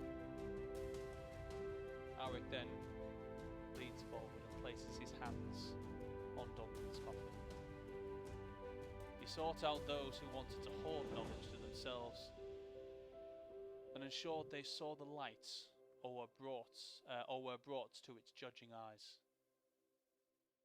Auric's head lowers, and you see him whisper something inaudible to the gathering. He then looks up and says, "May the east wind carry you to the seven heavens of Celestia, my friend." He then turns and walks back up towards the podium, visible tears in his eyes. As he gets there, you can see a silvery glow emanate from the podium in front of him. Before the ceremony is complete, is there anyone here before us who would like to say something? A few words, perhaps. You kind of Look at Corvat. I'll stand up and I don't really know whether I should go over to the podium or whether I should stand here. I'm just going to look. He kind of steps and gestures towards the podium. I'll take my time. It's thinking about Dondon as I walk past the coffin. As you eventually get to the podium, you notice that there is actually a step up, so you wouldn't actually have to, not be seen. You kind of stand there, and it's a little daunting as you're there in front of all these people that knew and loved Dondon.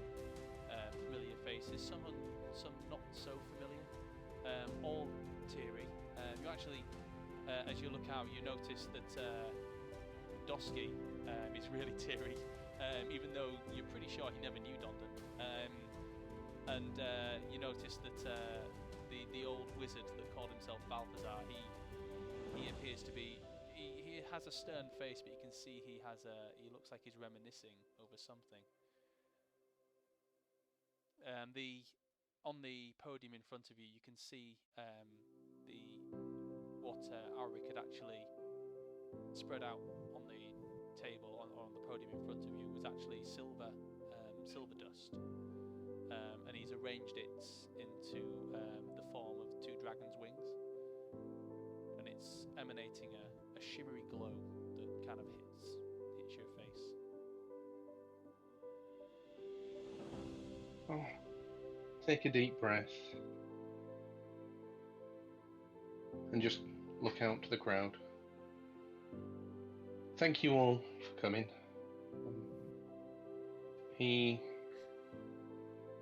did a great deal with his life, some of which I'm never going to know. But he's touched every single one of us in our own way. He's been a very old friend to some, and I'm just going to look over to Grincash and just nod. He's been an ally to others, and I'm going to just look at Bronwyn and Camden. A father to me, and a good friend to everybody else. He'd be the first to admit he didn't always get everything right. And again, he'd be the first to admit he's made mistakes. But he always believed in doing what was right. And I, for one, will be forever grateful that he took an orphan in and raised him. He gave me good values.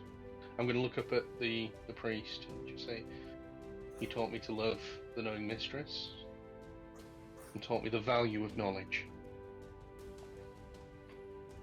And that is a gift that I will take with me for the rest of my life. So today, I think we should all not necessarily be sad for the loss of Daunton, but be grateful that he was in our lives. And he all gave us gifts in his own way. And then I'm just going to really just choke up at that point and kind of just step back. Alric, kind of, as you step back, Alric takes the podium once more. And you see him kind of wipe away the silver dust. And as he does so, you see the coffin begin to lower down into like a rectangular shaped hole into the ground, and it is met with a warm orange glow.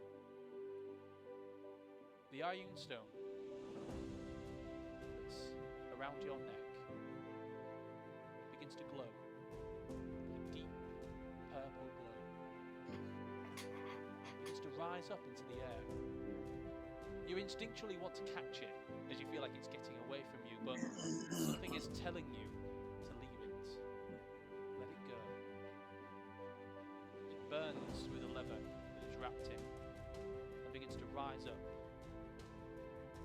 You see the ashes from the pyre begin to rise up into the air from where Dondan's body was burning. It is met with pebbles and stone and dirt from the courtyard.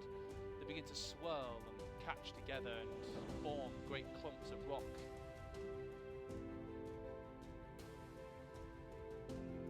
Then they bring together and come together, forming an 8th pillar in the middle of the courtyard, in the very likeness of Dondan. The Ioun stone, now a shimmering silver, circling around his head. A plaque at the bottom of the pillar now reads, "For his tolerance, understanding and care of all peoples, races, cultures and creeds, he has been honoured the Ioun stone of forbearance." Alric, at this point, literally drops to a knee and begins to mutter a prayer. Seems to be shocked and surprised by this.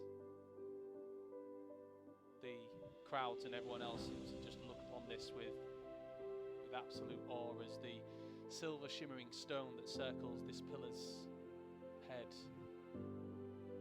seems to shine brighter than the rest on this day.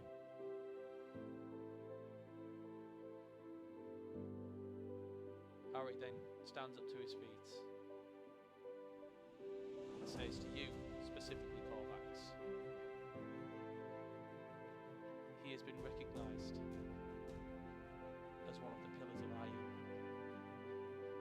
A great honour that only 7 others have ever been able to accomplish. You should be proud of your father. just gonna choke out. I am. So a lot to live up to. As you looking at Auric as well, you can see that he's got tears in his eyes, and these is tears of like proud tears, happy tears, like something great has just happened. After a while, the funeral gathering begins to break off into smaller conversations. As some of the clerics begin to bring food and drink out for people to enjoy and to reminisce about their friend. It's at this point that if you wish to mingle with anybody, I know that some people need to go, but if you'd give me 10 more minutes, then there's a specific way I'd like to end. I'm okay for a little while longer today. Okay. So, as the funeral begins to break off into smaller conversations, is there anyone would like to speak to? Anything anyone would like to do whilst you're here? You're kind of in the courtyard. Is the thing buried now? Dondon, his coffin's gone down. It's a cremation, but his ashes have actually risen up and created this pillar within the courtyard that's joined the rest of them. Is there any kind of monument to him or gravestone? Right. Okay, in which case I will go up to the pillar and I will say, I'm not good with words, Dondon. You were a dragon. And you were pretty bitchin'. As you go on, sorry. And dragons are pretty tough. I know. I've like killed 2 of them. You helped me with one of them, and they're pretty. But you were a good dragon, and you helped me when my entire village got murdered. So you're a pretty good guy, and Korvac, he's pretty cool, and you were his dad. So you must have done something right. Anyway, I'll pull out some yak's milk, and I'll just go this one's on you, buddy. I will take a swig of the yak's milk, and then dump the rest of it at the bottom of the pillar. As you're sort of finishing dumping the yak's milk at the bottom of the pillar, an old gentleman comes up with his walking stick up behind you. He seems to be waiting to say a few words as he sees you pouring the yak's milk out, and he says, "Oh, don't waste it all. Why don't you share some of that around?"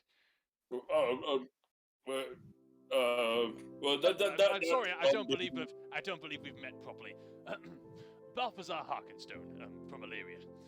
Oh, well, I am Gareth, son of Rostaf the Brutal and Geoffrey the Pretty, last of the Slaughtergoths.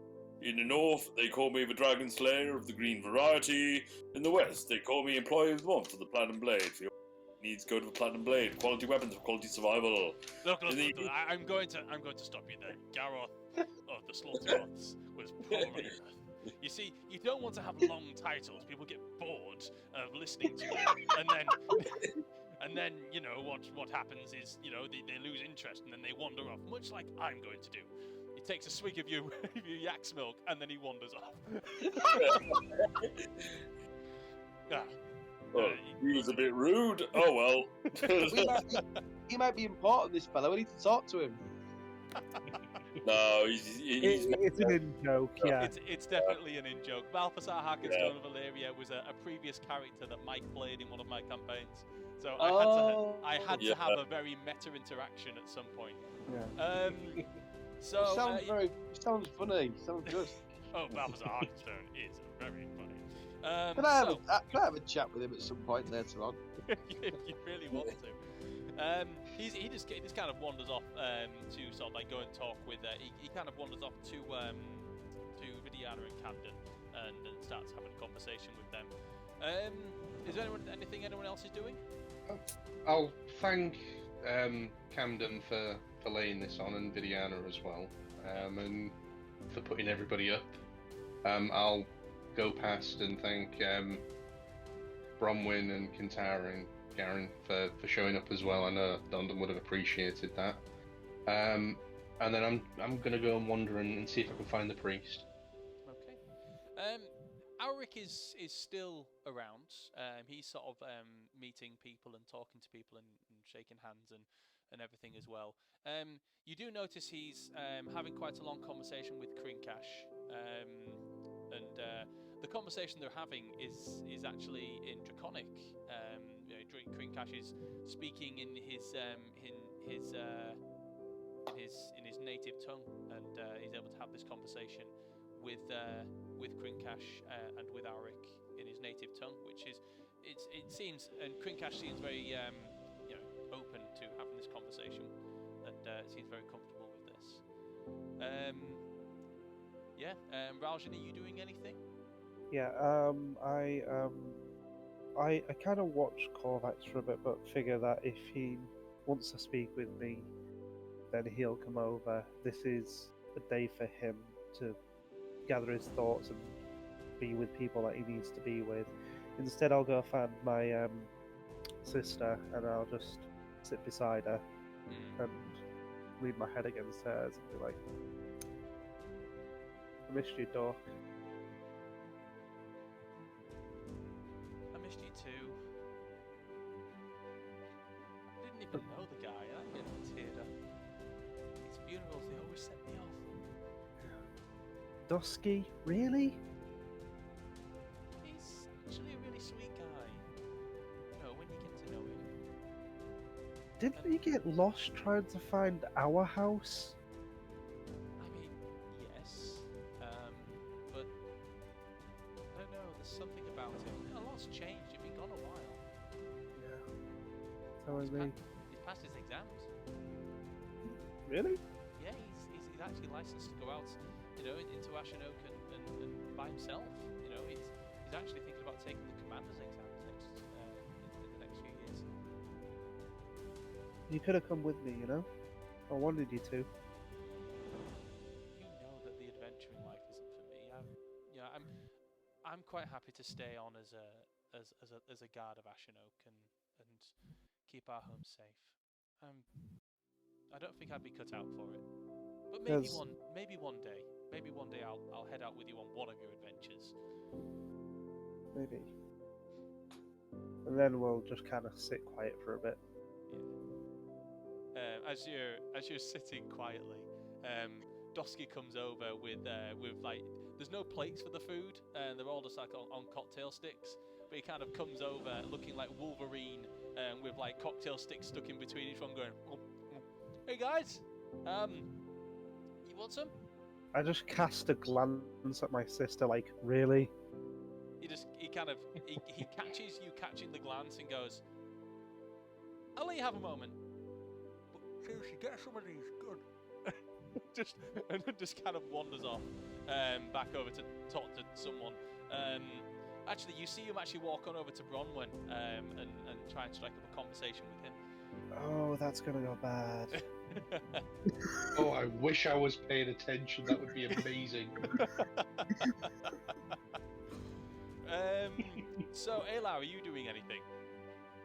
Yeah, I'm just being respectful, really. I mean, don't want to do anything that comes across as disrespectful because it's a very important day. Obviously, keep an eye on Korvax to make sure he's all right. It must be an emotional day for him. I was quite intrigued by that character that just popped in. I thought he was quite an interesting person. I just loved that sort of. You can chat to him if you like. Well, yeah, I'll have a quick chat to him. Can I roleplay him? Go for it. I mean, if there's any, because obviously he's slightly different into certain questions that you'll be able to answer. But yeah, you go for it. Yeah, absolutely. You approach. Just give us you what can I approach the see? old half-elven gentleman, and Yeah. Oh, there's a damn cocktail sticks. I see you're a half elf. Hello, pleased to meet you. Hello, good sir. Balthazar Harkensdale from Illyria. Pleased to meet you, Balthazar. I see you've met my comrade Gareth there. I see you've been presented with one of his introductions. I see. Oh, the half-orc fellow. Yes, he seems pleasant. Maybe waffles a bit too much. He's a good chap. He's a kind soul. He's a good chap. I had no doubt. I do not judge based on appearances. Who are you, by any? I am Ayla Sarandel. I'm a half elf. I am here because I'm paying my respects to Dondon. So how did you know Dondon then, Balthazar? Well, you see, I am actually a professor at the University of Illyria, and I have often engaged in many studies. How familiar are you with Dunamatic arcane rituals? Not very. Oh, excuse me. How about basic arcane theory? Not very. I'm a bit of an idiot in this sort of field. I'm more of a fighter. I'm learning my trade as a fighter. Right. Don't let downplay yourself. You know, like fighters are very important. I used to be an adventurer. Yes. Yes. Great adventures. Defeated necromancy, all this other stuff, demons and whatnot. But that was centuries ago. You know, we used to have sort of names for us and things back then. But now I'm retired and I have grandchildren. But this was a nice little vacay, sort of. I mean, don't put it like that, but you know, I don't often get out of the city these days.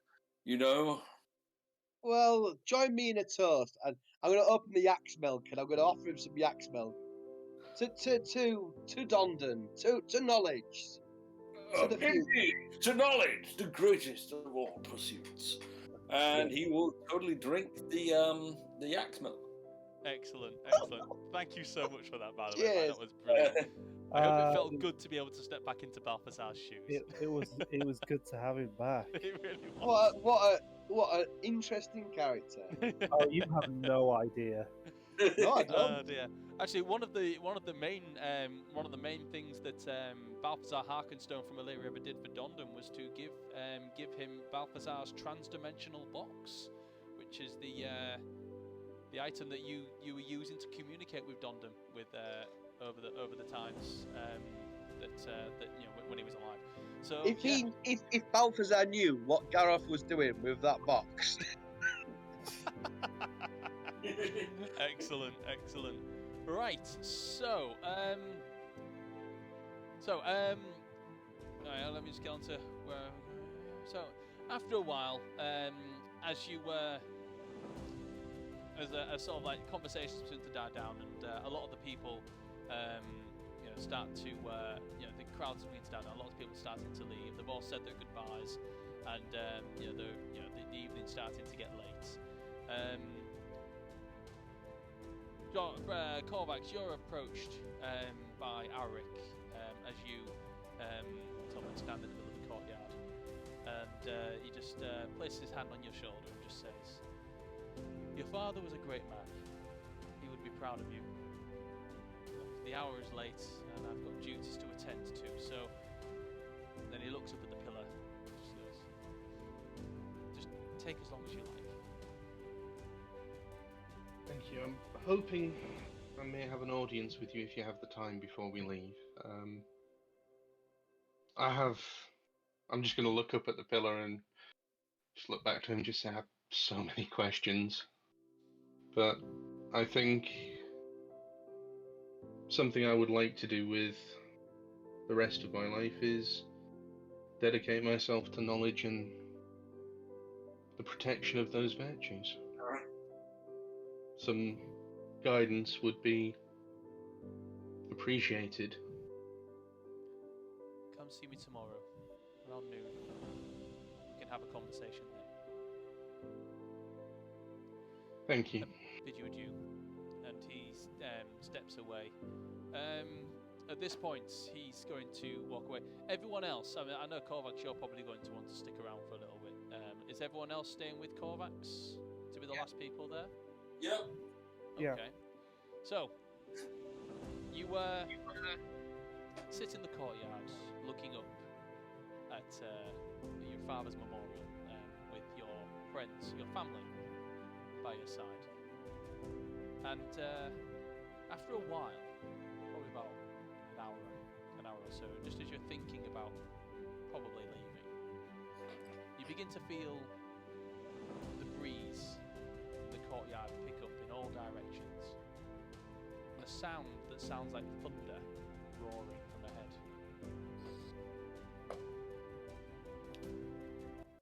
Is that cord? Above you, the light of the moon shines bright, and you see the approaching silhouettes of 4 metallic scaled ancient dragons. Hello. With a thud, they perch on the roof of the temple, and they look down into the courtyard. You see them in full view now, one of which you recognise as Gedris the Sharp. The other 3 are unfamiliar to you, but the colour of their scales are clear. 1 brass, 1 bronze, and 1 gold.